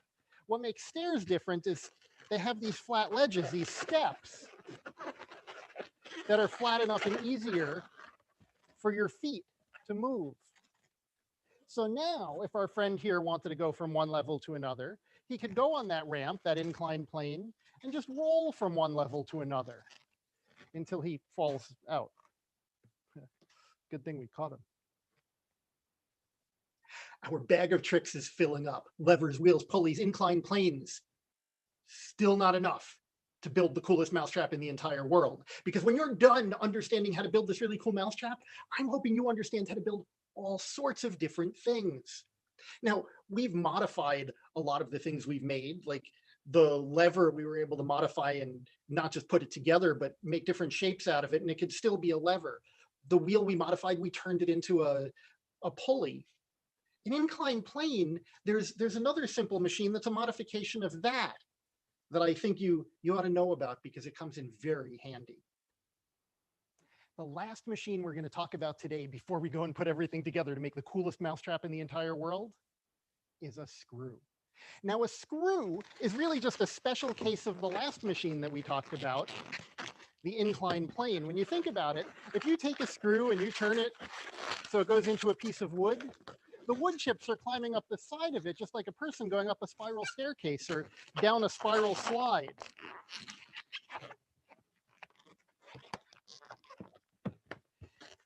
Now, we don't have, I want you to see how the machine works, how this screw works. I can't put the screw into a piece of wood and have you see it turning and all of that. So I didn't make a screw that goes into wood. My screw passes through the air.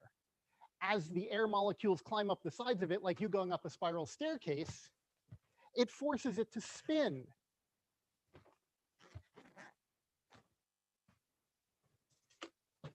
Now, I wanted you to be able to see that that screw that you just saw was really big, and you might not have gotten the idea of exactly what it looks like. So I actually brought a real screw with me. The idea is pretty much the same. So actually here, if I show you the balloon screw again, you can see that ledge that goes up the sides of it. On a much smaller scale, we have the actual screw that still has that ledge that looks just like that inclined plane, that spiral inclined plane, and a piece of wood to put it into. You can see how with a screwdriver, there we go, we might be able to build a lot of things with that very basic tool. And now this is the point we've been waiting for, because with all the things we've talked about, now we actually can go ahead and build the coolest mousetrap in the world. Now that we've got all of those pieces, lever, wheel, pulley, inclined plane, and screw, let's see if we can put them all together to make the coolest mousetrap in the world that we were talking about earlier. Oh, this is exciting. I think I'm gonna sit here and sit back and just watch what's coming. I have put together all of the simple machines we've talked about, lever, wheel, pulley, inclined plane, and screw, into the coolest mousetrap in the entire world. Because in the beginning, you remember what we were trying to do was catch a mouse. So we're gonna start over here. I'm gonna walk you through the various pieces. I have a wheel of cheese waiting for that mouse to arrive. That's the lure that's gonna get the mouse underneath the cage. When the mouse is under the cage, we need the cage to fall from above and land on top, trapping it so that I can reach underneath, pick it up, and carry it outside. So in order to get that cage up in the air, I attached a rope to the top of the cage and ran it across this pulley so that I didn't have to attach it to the ceiling. I could, from the side, pull on that rope, lifting up the cage. The pulley changed the direction of the force that I applied, so even though I was pulling to the side, the cage went up.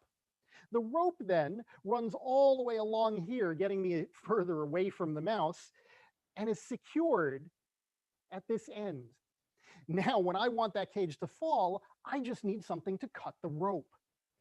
If I were to reach out, I'd get too close to the mouse and probably scare it away before we have a chance to catch it. So instead, I have set this pair of scissors. The scissors lined up with the rope now. If something were to land on top of this blade of the scissor, the lower blade is secure. So if something lands on top of the top blade, it'll close, the rope will get cut, the cage will fall on top of the mouse. I can then reach underneath, pick up the mouse, and carry it outside. All we need now is for something to land on the scissors. I have a ball sitting here in a position along an inclined plane, so that if I were to give that ball a little nudge, it would roll all the way down, land on top of the scissors, so that then the scissors close, the rope gets cut, the cage falls on top of the mouse, reach underneath, pick up the mouse, and carry it outside. I just need something to nudge the ball. So I have here a lever sitting on top of its own little fulcrum there. So if I were to push down on this lever, this end goes down, that end of the lever goes up, nudging the ball rolls down, falls on top of the scissors, scissors close, rope gets cut, cage falls on top of the mouse. I want to be real far away from that mouse when this starts. So I'm going to be way back here where I have a screw set, so that all I have to do is turn this screw. When I turn this screw, it'll push down on that lever, lifting up that end of the lever, nudging the ball, causing it to roll down the inclined plane, landing on top of the scissors close, the rope gets cut, the cage falls on top of the mouse, and we're ready to take that mouse outside. Okay. Is he here? Really? Yes. All I have to do now is turn the screw, which pushes down on the lever, lifting up the end that inclined plane nudging the ball. The ball lands on the scissors.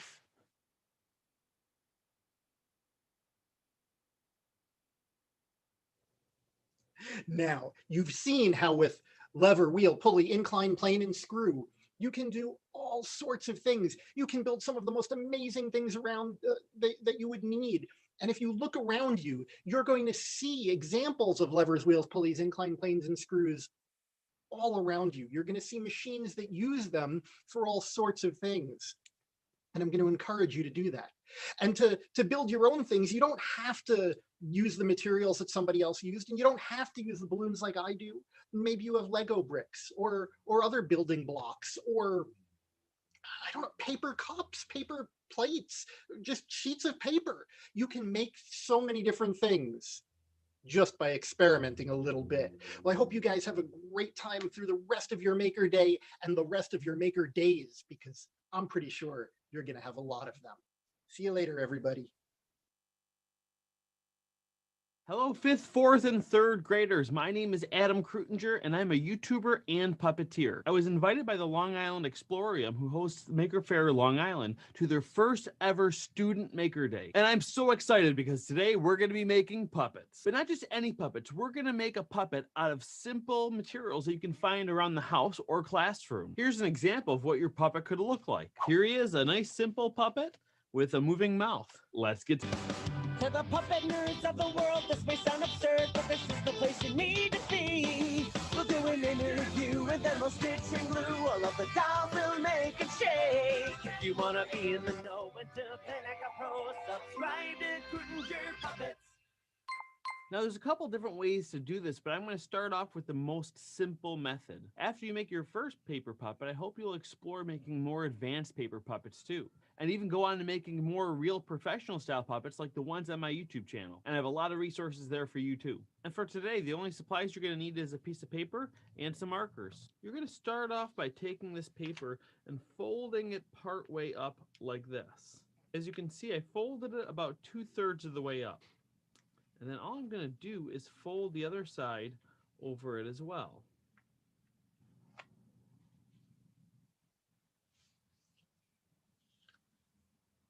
So here's the down view. The paper looks kind of like this.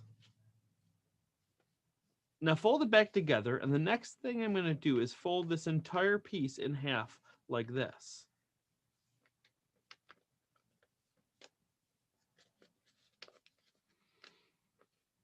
If you did it correctly, it should look like a letter V, and that seam should be in the back. Now all I'm going to do is take each side of the V and fold it in half down, just like this.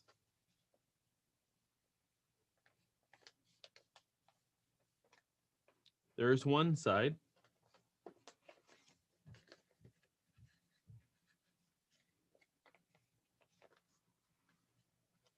And there's the other. Now, believe it or not, our puppet is pretty much done here. This is going to be the body of our puppet. And here's how it works. You just take your fingers and you put them in this hole in the top part here. And then you put your thumb in this bottom hole. And just like that, you're able to operate this like a real puppet. But in order to make this look even more like a real puppet, we're going to want to add some designs and features. Things like the inside of the mouth, the eyes, and maybe even a little bit of color on the front of the puppet. So let's get started. I like to start off with the inside of the mouth first. So for that, what I'm going to draw is a tongue. I'm going to draw a tongue right here, and I do that just by drawing a heart shape like this. And then I'm going to color it in. If you don't have any markers, that is totally fine. You can absolutely use crayons or colored pencils as well. Next, I'm going to make the whole inside of the mouth. I'm going to use pink for this, so there's a little bit of contrast. And I'm just drawing a rectangle inside of these center two squares. So that way, when this mouth closes, you won't see the inside of the mouth. And I'm going to color that in too.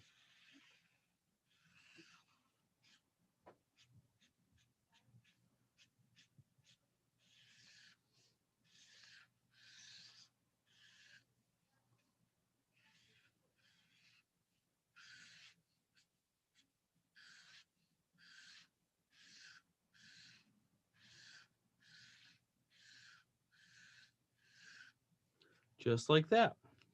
Next, I like to draw that little uvula in the back of the mouth. That's that little thing that dangles when you open your mouth in the back of your throat. And to do that, I'm going to use this black marker. And I'm just going to draw a letter U shape right here. And then some parentheses going around it like that. So when I color that in, it's going to look like a hole in the back of the throat.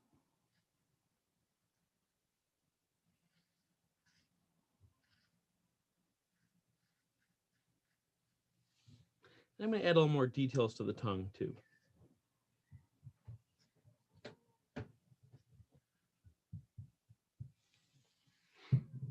And as you can see, our puppet is already taking shape. Next, I'm going to design the face of the puppet. I want to make mine into a blue monster. So what I'm going to do first is make some eyes.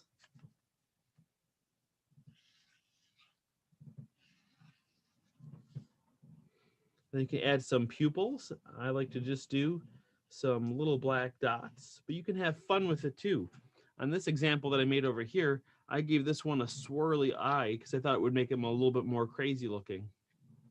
And now I'm just gonna make him into a furry blue monster like this. For this, you could use all types of different colors. You could use multiple colors, make it into a rainbow monster. That would be fun. You could really do whatever your little art desires.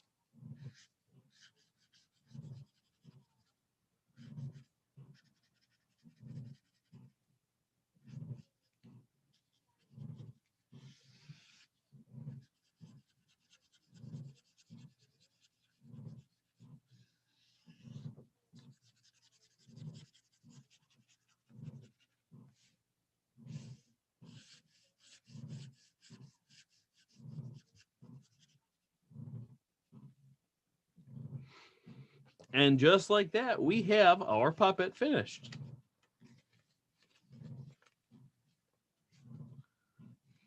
Hi, hello there. How's it going? Wow, this is a fun place. What a fun little project this is. Hey, we should make myself some friends too. Oh, there. I'll be your friend. Oh, hey. Hey, what do you want to do? I don't know. Do you want to go get some ice cream? Ooh, yeah. That sounds good. Let's go. All right. These little puppets are so much fun. You can come up with little improv stories like that, or really make your whole own puppet show, whether you're making it for a video on YouTube or a video to send to your family members. It can be so much fun creating your own little stories with these simple puppets. However, if you want, you can make them a little bit more advanced too. Just by using construction paper, it introduces so many different colors that you can use. And also you can cut the construction paper to make different color eyes and horns, maybe if you want to do that, or any type of details that you can imagine. Here's a couple examples of some more advanced paper puppets that I've made in the past. This one was made using construction paper, and I cut out little white construction paper for the eyes, and even the tongue and inside of the mouth are made out of construction paper too. And one thing I did to make this puppet a little bit more sturdy is that seam in the back, I actually glued it shut. This one is still unglued. It does work if you don't glue it, but sometimes it's nice to make it a little bit more secure by gluing it. I also added a little unicorn horn to add some more details, and I found some craft fur, but you could also use craft feathers or really any type of yarn or whatever you can find around the house or around your classroom. Here's another one that's pretty much the same. I just used some different colors and I gave him a little pom-pom for a nose. I thought that was pretty funny. One more cool thing you can do with the markers is this is another blue monster that I made before, and I gave him a little mustache. I thought that was pretty funny, but you can actually make the puppets reversible too. So you can double the amount of puppets to your repertoire without having to make a whole second puppet. Here's an even more advanced one here. This one is a duck. What's a duck's favorite food? Quackers, get it? Wow. This puppet was made exactly the same. The only thing I did is I took a large piece of orange paper and I stuck it inside the mouth and glued it. And then I just trimmed it to the shape of a beak. And I even put little scraps of paper as little feathers on top. And I'm pretty happy with how this little guy turned out. But don't feel limited by these options. Really use your imagination and create your own design. The possibilities are really limitless, and I'm sure you are all going to come up with something really cool. And if you make any of these puppets, I'd love to see them. Make sure to take a picture of them, or maybe make your own little skit, and you can send it to me. Just tag @AdamKruitinger at any platform, and I'd be happy to check it out. Anyway, I hope you enjoyed this project. I hope this project inspired you to get into puppetry. I have so many different puppetry projects you can check out. Some involve sewing, some are just gluing. Not to mention a puppet can really be made out of anything. So I really encourage everyone to explore the world of puppetry as a whole. Thank you again to the Long Island Explorium for inviting me to this, and I hope the rest of your Student Maker Day is full of fun and creativity. We'll see you next time.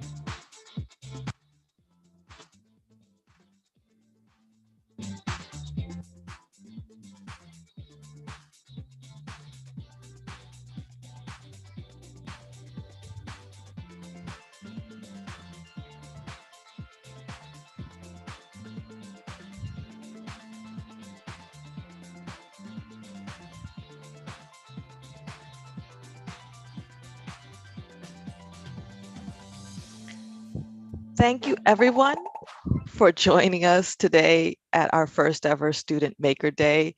We're approaching our 12 o'clock mark, and we thank all our incredible makers for joining us. I hope all the students had fun. Please, teachers, if you have any wonderful pictures or photos of their work, please feel free to share it with us and tag us on Facebook or Instagram.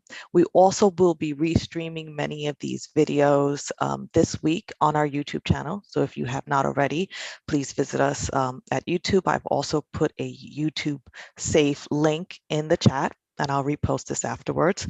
But thank you again, students. For those that are able to stay on, we're going to be loading on another wonderful segment because we've had a number of makers, more so than our time allotted. So if you have time and you'd like to stay on, please stay on for Code Joy. We'll be shortly starting soon. Thank you. Hello there. I'm Kelsey Derringer here with CodeJoy, and what you're about to watch is a 25-minute long session, which served about 45 students in the US and taught them how to code with a microbit, plus introduced them to the Do Your Bit Challenge. Now, the Do Your Bit Challenge is a global challenge put on by the Microbit Foundation, and it encourages students age 8 to 18 to engage with the UN's Sustainable Development Goals. Now, the session that you're about to watch is called Robot Relaxation, and it engages with Global Goal 13, Good Health and Well-Being. If you would like to code and participate along with us, you can head to this bit.ly link right here, which will open a Google Doc, which has all of the links and information you need to code and make right along with us. It's our hope that you and any students watching will get inspired to think about how a microbit could help you support other people's good health and well-being. If you'd like to learn how to submit an idea to the Do Your Bit Challenge, stay tuned after and we'll take you through the process. All right, enjoy Robot Relaxation.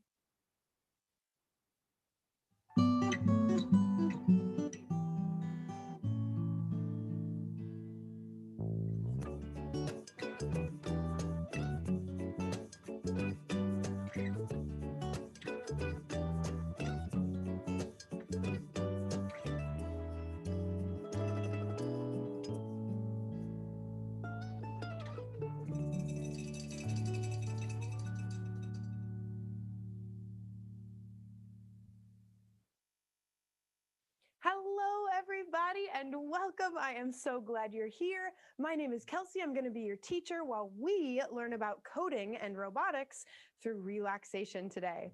Now, I'm not here by myself, as always. I am joined by my director and producer, Matt the Robot, from his studio underneath my kitchen sink. Hi, Matt. Hi, Kelsey. How you doing today? I'm doing great. How are you? I'm doing excellent. Thank you so much. Fantastic. Do you want to remind people what you do there underneath the sink? Yes, it is my job to monitor the chat. So anything that you type in the chat, I can read. So if you've got any questions or comments, please type those in. And speaking of questions, I've got a question for all of you. I am wondering, what do you do to relax? What do you do to relax? Type that in the chat and I will bring it into the show. That's right. We can't see you and we can't hear you because this is a webinar, but the chat is a great place to participate today. And it's also how we're going to be sharing code back and forth. So make sure you know how to use that chat. And I'm interested, Matt, what do they do to relax? Well, it looks like AJ enjoys sleeping. Leighton likes listening to music. Let's see, Emily also enjoys sleeping. Katya also enjoys sleeping.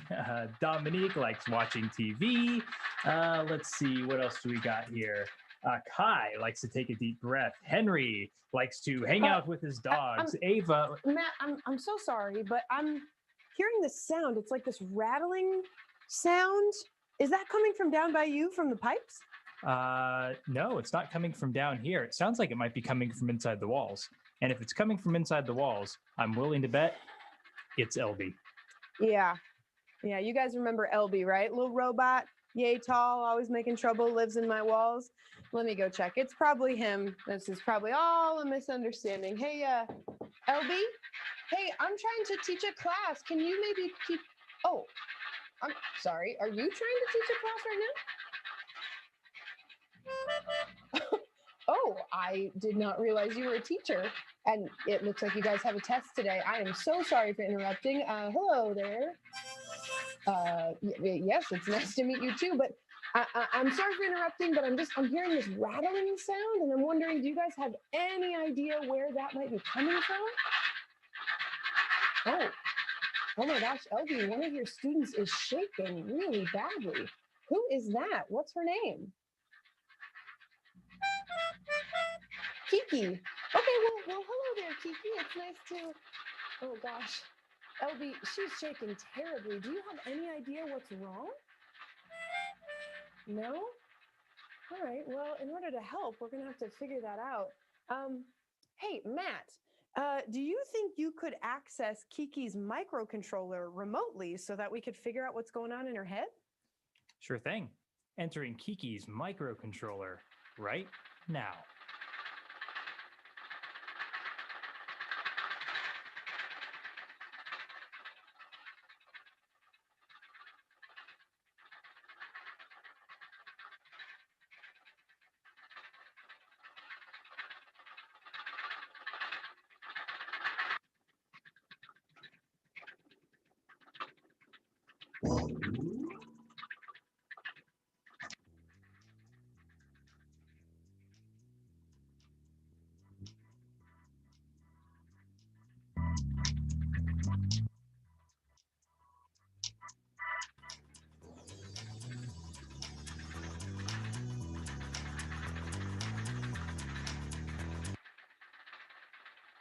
Oh my goodness, poor Kiki.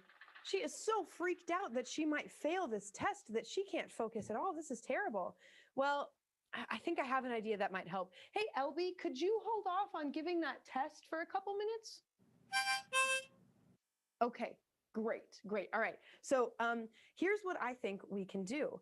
Let's learn a breathing technique that could maybe help Kiki calm down a little bit. So let's learn it ourselves first, and then we'll translate it into something that she can do. All right. So wherever you are, go ahead and push yourself away from your computer or your phone or your desk a little bit, and let's learn this breathing technique together. I call this one the forklift, and it involves taking a deep breath in and raising your arms up in front of you for 3 seconds. And then you hold your breath for 3 seconds, and then you let your breath out and you bring your arms down to your sides for another 3 seconds. So let's do that together. Ready? Go. Hold.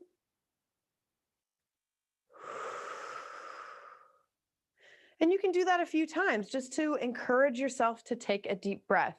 Hopefully that's helped you a little bit. This is a great breathing technique to do if you are a human with lungs, but Kiki is a robot. So we've got to translate this into something that she can do, like code. So in the chat right now, we are going to share a hyperlink with you that's going to open up some code. It'll look like this.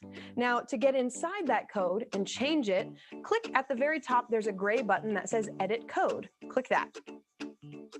And now you've got this little LED code for a microbit that builds a little arrow up, like our arms coming up. It has a square when you hold your breath, and then it has an arrow going down when we put our arms down. So we took this breathing technique that we did with our bodies and we translated it to a visualization with LEDs. And that's what we want you guys to do. Come up with your own visualization to help Kiki take a deep breath using the LEDs on that microbit. You can go ahead and start whenever you're ready, but let me give you a couple other pointers about how to use these blocks. So if we zoom in on the code here, you'll see that there are these show LED blocks, and you can make the LEDs turn on or off just by clicking these blocks or unclicking these blocks, and you'll see whatever you program appear on the simulator on the side of your screen. So you can kind of check to make sure that you are making the drawing you think you're making, or it is building or moving like you want it to. So try to create something that, you know, moves out and in, or up and down, or around, whatever you think. This is kind of like an animation, like a cartoon that you build frame by frame with these different little blocks. So mine was an arrow, you should make your own. And when you're ready, when you have an animation that you want to show to Kiki to help her take a deep breath, share your code back with us. Here's how. You'll go up to the top and you'll click this button that says share. And then you'll give it a name. Make sure you put your name in it here. Where it says name, I would put Kelsey, because my name's Kelsey. You click publish project, and then you copy that hyperlink and paste it back in the chat. And that's how you can share your code back with us so that we can show it to Kiki. So I'll come down to you, Matt, while some students post codes. Wonderful. Yep, I'll be monitoring the chat for those links. So go ahead and take your time making this animation. But as soon as you're done, type that link into the chat and we will bring it into the show. Fantastic. And while you guys are finishing working here, why don't we check in on Kiki? Because, hey, maybe she's all better. Let's see.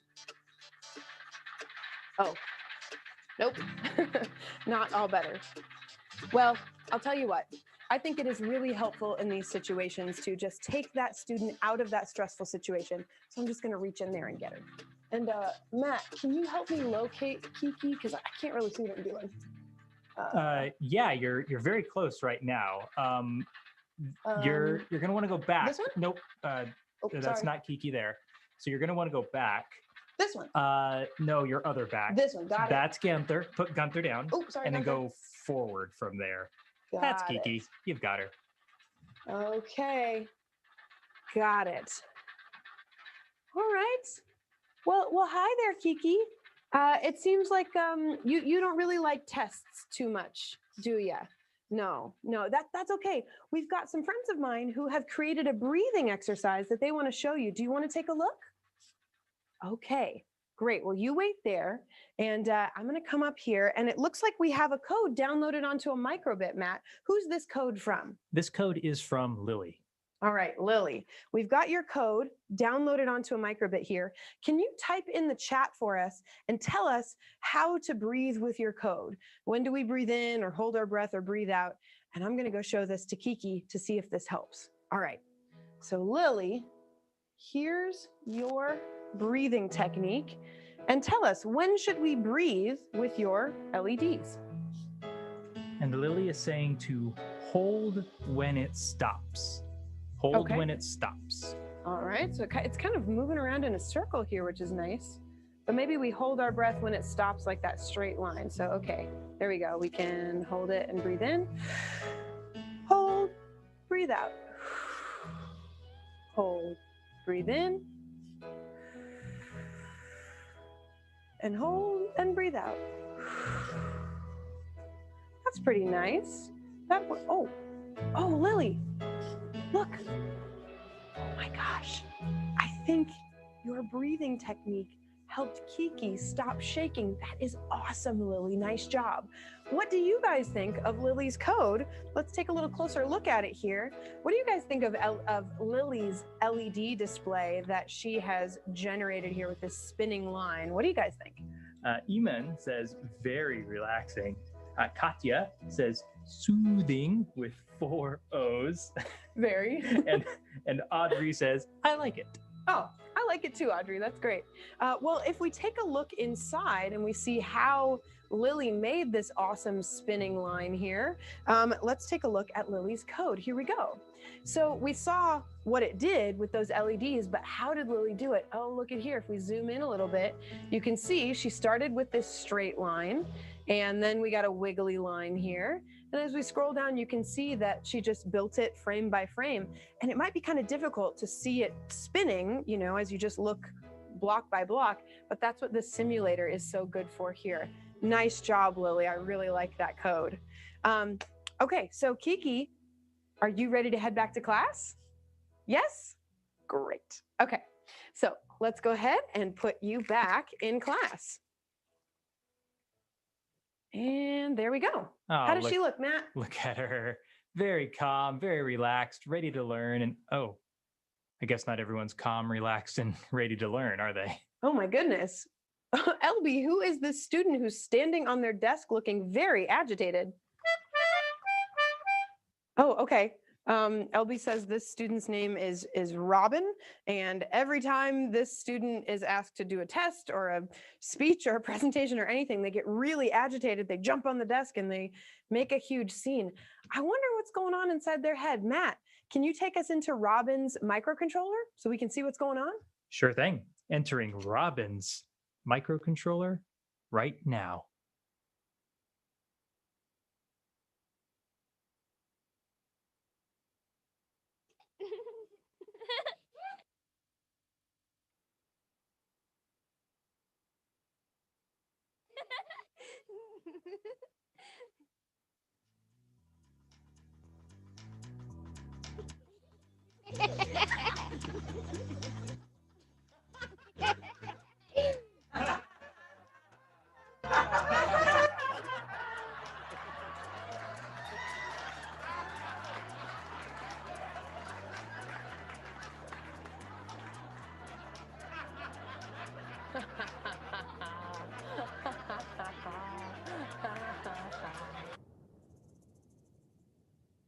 Oh my goodness, poor Robin. Looks like they are, whenever anything happens, they get really agitated and they're scared of people laughing at them. Elby, can you hold off on that test for just a little? Great. So let's take this opportunity to learn another breathing technique that could maybe help Robin out. This one is called the pretzel. So this one works best, again, if you scooch away from your desk a little bit and you're going to reach your hands out in front of you. Turn your hands upside down so your thumbs are pointing downwards, and then clasp your hands together like this. And then you bring them in like that. And that's what you do, taking your breath in. And when you hold your breath, you squeeze your muscles, especially your shoulders. Squeeze those shoulders together for a count of 3, and then you let it all go for a count of 3. So let's try that together. Ready? Breathe in. Hold and squeeze. And let it go. Now that one is a great way to let go of some physical tension. And again, that works great if you are a human, but Robin is a robot. So we need to translate that into some LEDs and some code so that they can participate too. So go ahead and make another breathing activity with that same code that we sent before. Go ahead and try to make a different breathing activity. And this one's for Robin. Remember, they're scared of people laughing at them. So what would you do to help calm Robin down in that situation? I want to point out, and you can start working whenever you've got a great idea, but I want to point out another feature of the code that might be helpful while you are building your activity. So if I zoom back in on it, we talked about the LED blocks and how to turn on and off LEDs with that. But there's also this other block in there, this pause block. Now, a pause block tells the robot how long to do something for, and it's measured in milliseconds. Now, there are 1,000 milliseconds in every 1 second. So right now, each stage of this breathing activity that I created lasts for a second, which means that this lasts for a second, this lasts for a second, so does this one.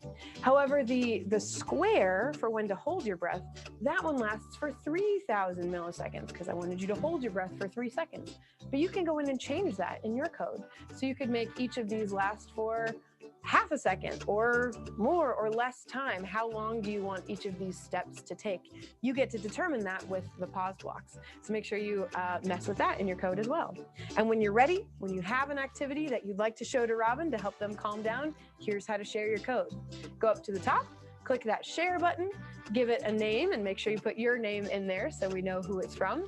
Click publish, copy that link, and then paste it back in the chat, and then we'll be able to see it and show it to Robin. So I'll come down to you, Matt. Are people sending in some codes? Those codes are slowly coming in, yes. So I'm going to go ahead and keep monitoring that chat. Please send those codes in through the chat whenever you are ready. Fantastic. And we're going to pick one to download onto our microbit here so that we can show it to Robin.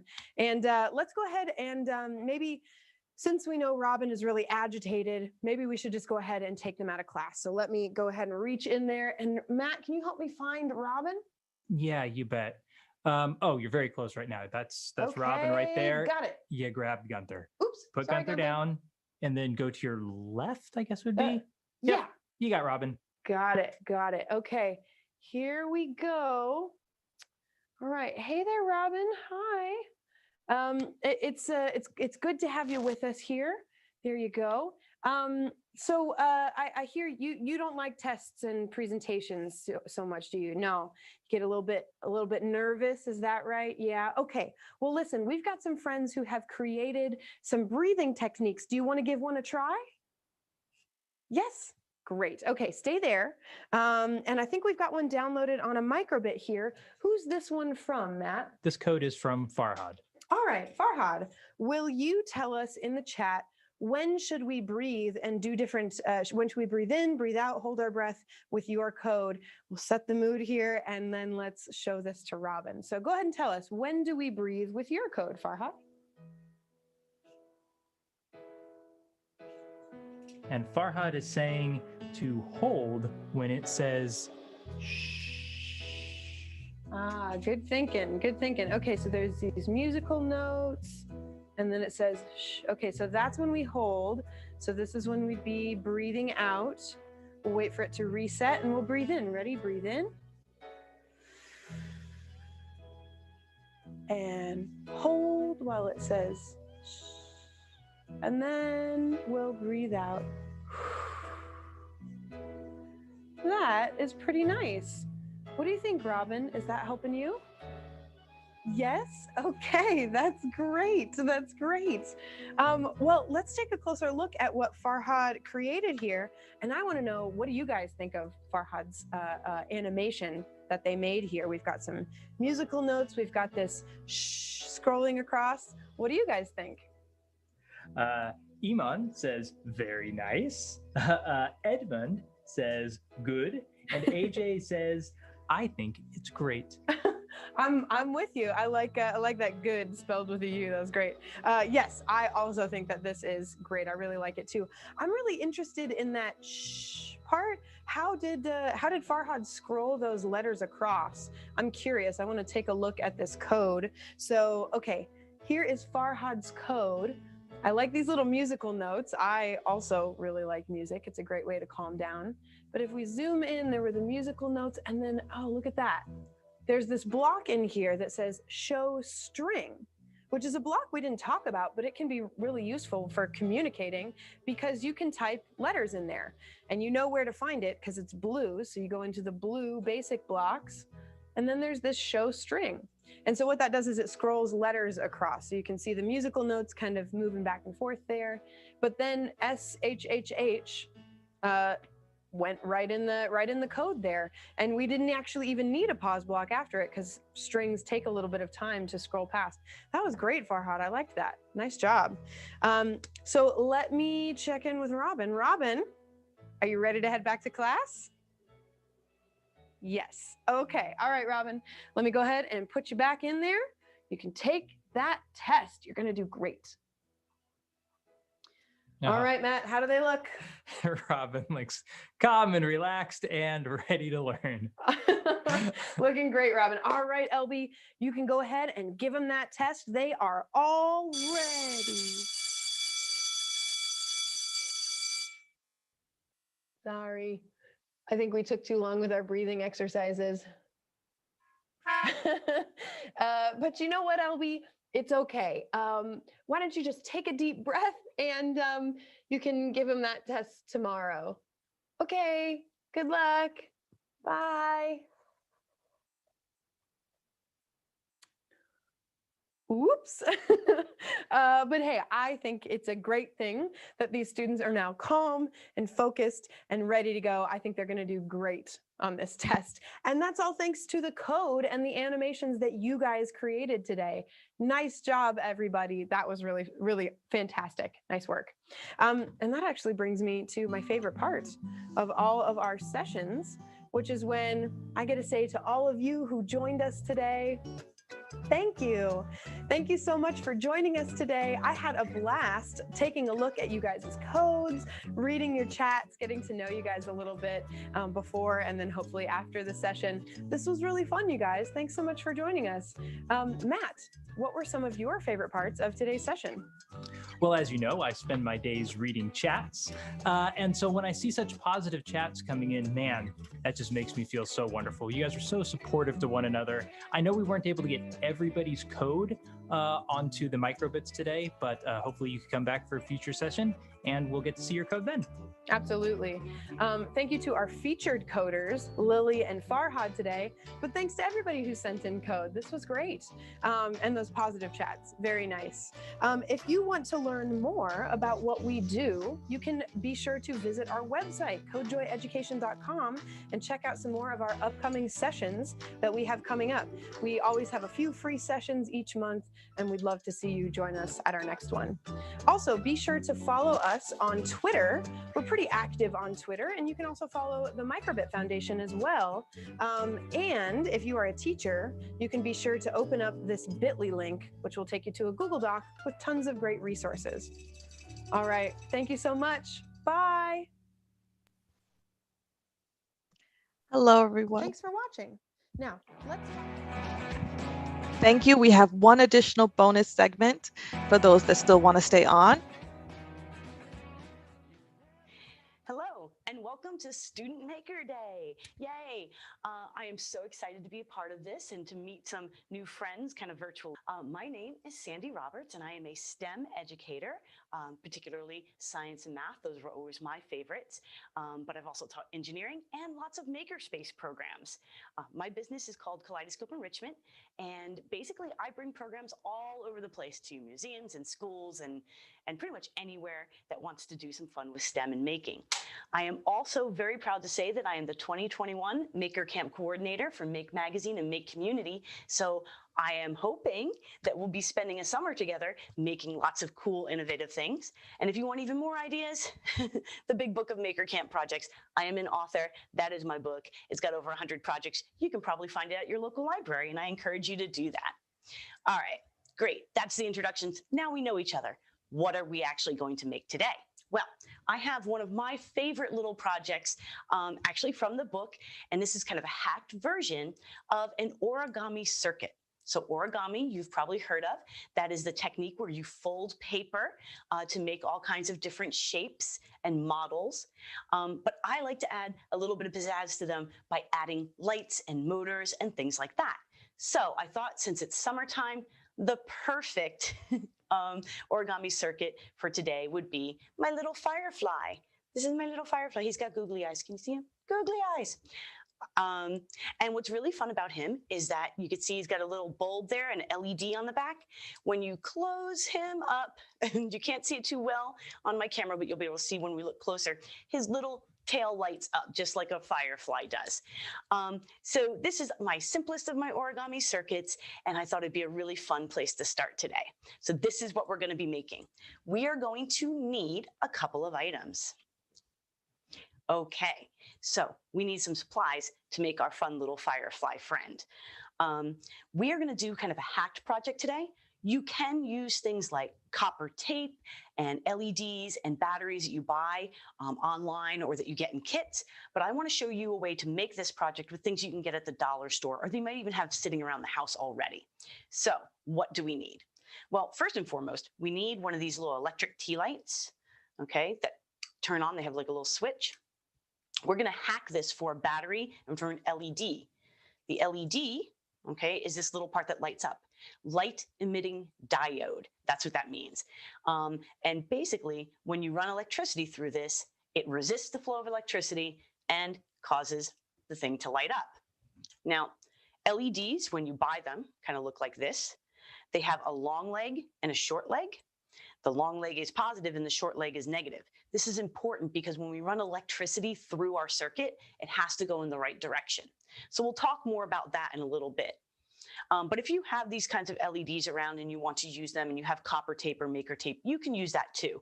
I just want to give you a version that you could do with dollar store supplies. Speaking of, to conduct electricity, we're just going to use some aluminum foil like you might have in the kitchen.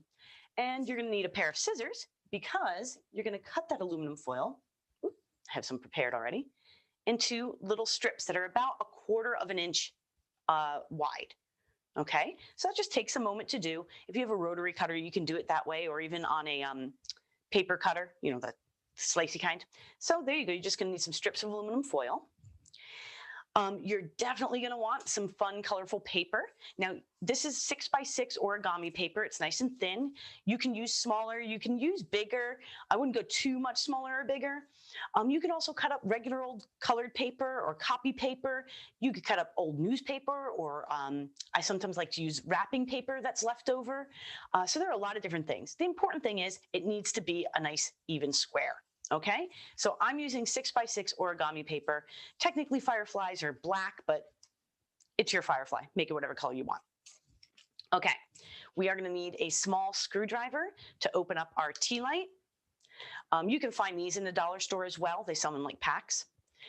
I like to keep a magic marker around, a permanent marker, because that will help me identify my positive and negative leads a little bit later, and I'll show you how to use that.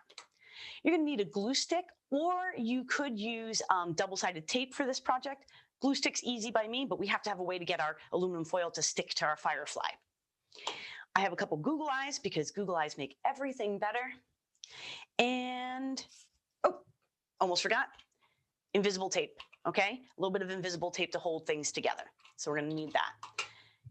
Okay, let's get started by folding our firefly. Now, we're making fireflies, but if you have things like butterflies you know how to fold, or frogs, or swans, whatever you want, you can add a light to that too. But I'm going to show you how to make a firefly today. So we're going to start by taking our paper with the wrong side up, okay, the white side up, and we're going to place it on our table in front of us. We're going to take the top point, we're going to fold it down to the bottom point, okay, and we're just going to give that a good crease. Make sure that's folded nicely, okay, just like that. Excellent. Now we are going to take one of the side points. I'm starting with the right, and I'm going to fold it so that it comes to the center, but not quite exactly center. I'm actually going to just offset it a little bit, okay? Leave it a little away from that point, and I'm just going to fold it all the way up. This is creating our body, our wings. Crease that well. I'm going to do the same thing on the other side. Okay, and I want to kind of get it very, very similar if I can. Some days I'm better at this than other days, but you'll see in a moment, it's very forgiving. You're not going to see this. So there we go. We're going to give that a good crease. Okay, pretty simple. And we're going to flip the whole thing over, flip our model over, and we're going to measure about 1 inch. So this is 1 inch. You can also measure from the knuckle to the end of your thumb. That's about 1 inch. We are going to fold the top point back about 1 inch, like that, crease it really well, and then fold it about 3/4 of the way back up. You want to make sure you have enough space to add your Google Eyes, so you can kind of take a look, because this is going to form the head. All right, so that's nicely creased. Now we're going to form his little legs. They aren't going to look like legs, but they're kind of like feet. So we're going to take one side again, and we're going to fold it. We want to make sure that we're catching some of that head, okay? And you can make your firefly as narrow or as, roly-poly as you like. It's your firefly. So you can see I just folded that, and I'm going to try and make sure that I do about the same on the other side. Again, trying to make it symmetrical because most insects are. Okay, there we go. Give that a really good crease. Now, if you find that it's hard for you to crease using your fingers, that's another good reason to keep your marker around. You can get in there and make sure everything's creased really well, folded nicely. Now I'm going to fold these back a little bit. Basically, I want him to be able to kind of sit up nicely. And I find that folding back to make a little tab helps with this. Now, like I said, if you're missing any of this, you can watch it again, or the instructions are all in my book, and you can get that from your local library. Okay, so now we have our head, we have our little feet. We're going to be putting all of our circuit in here, but we want to flip back over here and look. Now, last thing to do, just a simple fold right on down the middle. Again, try and make sure that we get it nice and even, because we want to give him a little bit of shape. So there we go. He should be able to stand up just like that. Ta-da! We've got our firefly folded, and he looks pretty good. I'm going to go ahead and put my Google Eyes on now, because that way they'll have a little time to dry before I add my circuit. You can use regular liquid glue. Oh, my Google Eyes are everywhere. Come on, Googles. I'm just going to use the stick glue that I'm using for my circuit. So a little bit of glue, press that on there well. There we go. And I admit I'm a big lover of Googles. I really like googly eyes. But you can get out the markers, you can get out some stickers, get out some glitter. Your camp counselors and teachers and parents may not be as fond of glitter as I am, but there we go. Just sticking my eyes on there. Gonna set him aside now, let him kind of dry and do his thing while we hack our tea light. So here's my tea light. Cap my glue. I've got my screwdriver and I've got my marker. Hacking a tea light's very easy. I am gonna, however, put on my glasses so I can see better. Okay, so you can see that we've got a little screw. Most of them have a screw. It's very easy to undo. Sometimes, I say that sometimes, and then they're like stripped or they're hard to get out, but usually they're very easy. And you can see that screw is coming right out for me. Okay, there we go. We're gonna pop that out, take off the little lid, and there's our battery. This is a CR2032. It's 3 volts. You always want to make sure that you match your battery to the power needs of whatever you're trying to, well, use. In this case, an LED uses between 2.1 and like 2.8, sometimes up to 3 volts. So a 3-volt battery is perfect. We're just going to go ahead and pop that out, save that. Now you'll notice, let's see if I can zoom in for you a little bit here. Okay. See, it has a plus on it. That's the positive side of the battery. The other side is just rough, has nothing on it. That's the negative side of the battery. This is important because your LED and your battery both have directionality. Okay, so the positive lead of your LED is usually your long, and the negative is usually your short. So if you line them up and put positive to positive and negative to negative, it's going to light up and power your LED. Yay! Let's harvest the LED from inside this. This is the fun part. Most people love this part. We are actually going to just take our little screwdriver and kind of pry this open. Boom. Now you can save this. You can look up Scrappy Circuits online. An educator put together a whole guide to using these sorts of items to make all kinds of different switches and things. So put those tea lights to good use. I'm just going to take this apart though, because I don't need any of these other items right now. I am just after this LED. And depending on your particular tea light, it might be a little different on the inside, but you're just going to gently, gently, gently take that LED out. Okay. Oops. Okay, let's make this bigger. Okay, so I now have my LED out. Now remember how I said that the long leg is usually your positive and the short leg is usually your negative. So let's try it.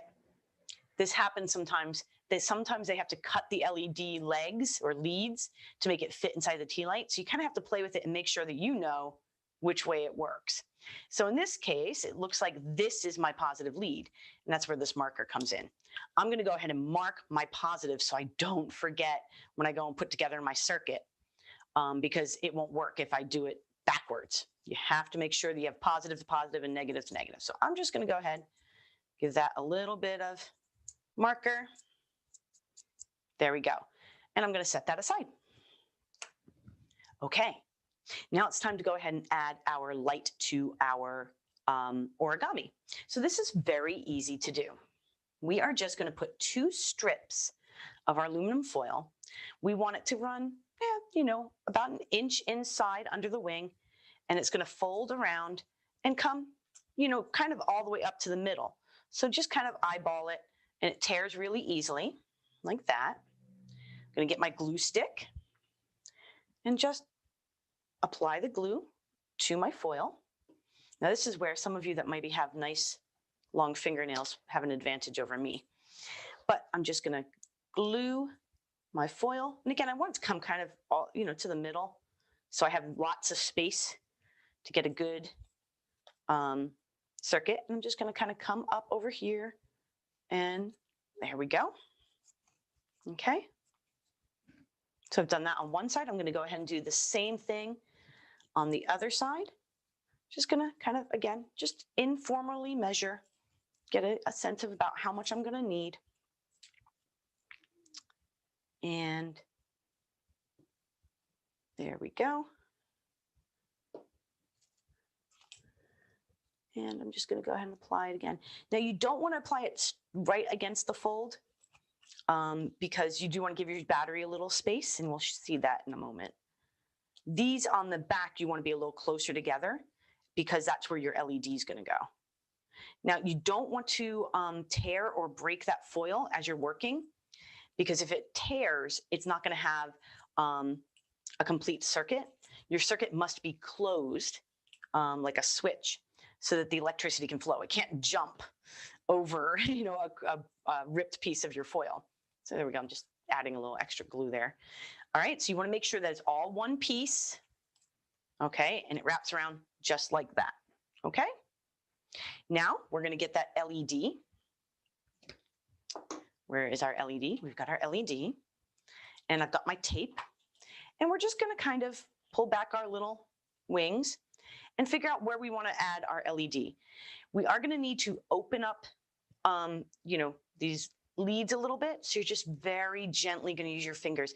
If you yank on them too much, it's very easy to break these right off your LED, and you don't want to do that. So, and again, I know which one is my positive, right? Because I've marked it. So I know that the one with the black is my positive. And I'm just going to kind of lay that on there, see if I like its position, if I like how it's set. That looks good to me. And I'm just going to get a little bit of invisible tape. And I'm going to just go ahead and tape the LED on. Now make sure that the lead is touching the foil.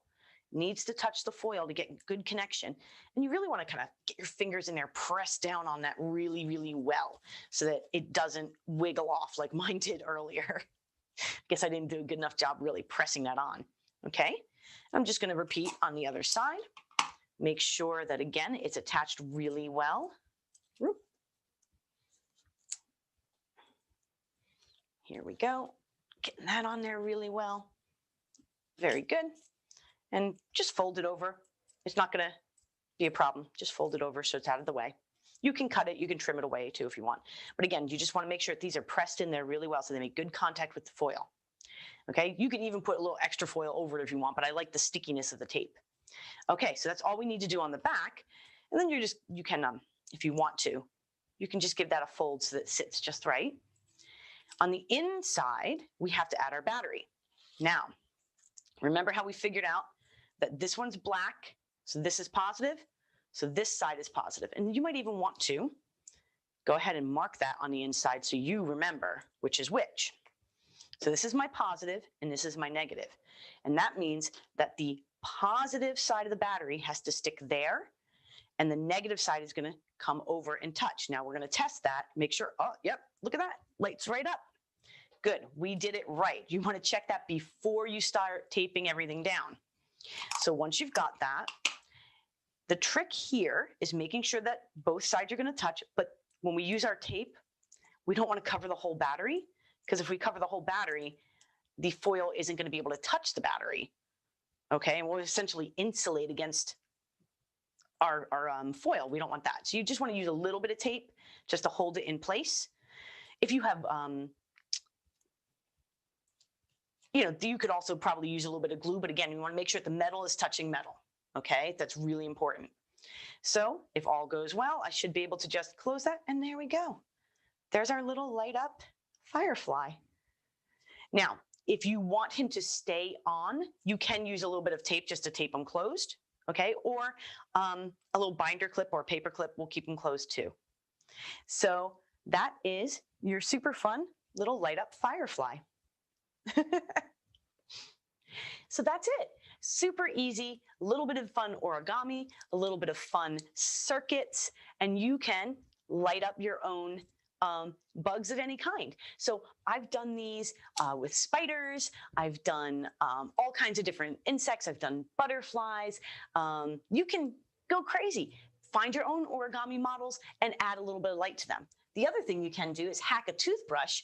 And you can see this one. I added the little motor from a toothbrush, and you can make a little vibrobot. If you want to learn more about these types of projects, I do have them on Make Projects. They're free, and you can check them out and create your own origami circuits. And I would love to see what you do. So be sure to share that. You can always share it with me. You can send me an email, or just go on out there and put #MakerCamp. I will definitely see it. All right. Thank you so much. I'm so thrilled to get to be a part of this. I hope that you have a fun day of learning ahead. And hopefully we'll all be able to be in person again, maybe next year. So signing off, my name is Sandy Roberts. I'm the author of the Big Book of Maker Camp Projects. I am the Maker Camp coordinator for the year, and my business is Kaleidoscope Enrichment. And I hope that we get to meet again sometime soon. Take care. Thank you again for all our incredible makers and for the students there. Thank you for joining us for our first ever Student Maker Day. It is a wrap now on our sessions. Please be sure to follow our links and follow us on social media for any of the updated videos or to see videos and recap. Hope you all have a wonderful day, and thank you again for joining us. Teachers, please be sure to send us emails and share with us and tag us on your creations. And have a wonderful day. Take care.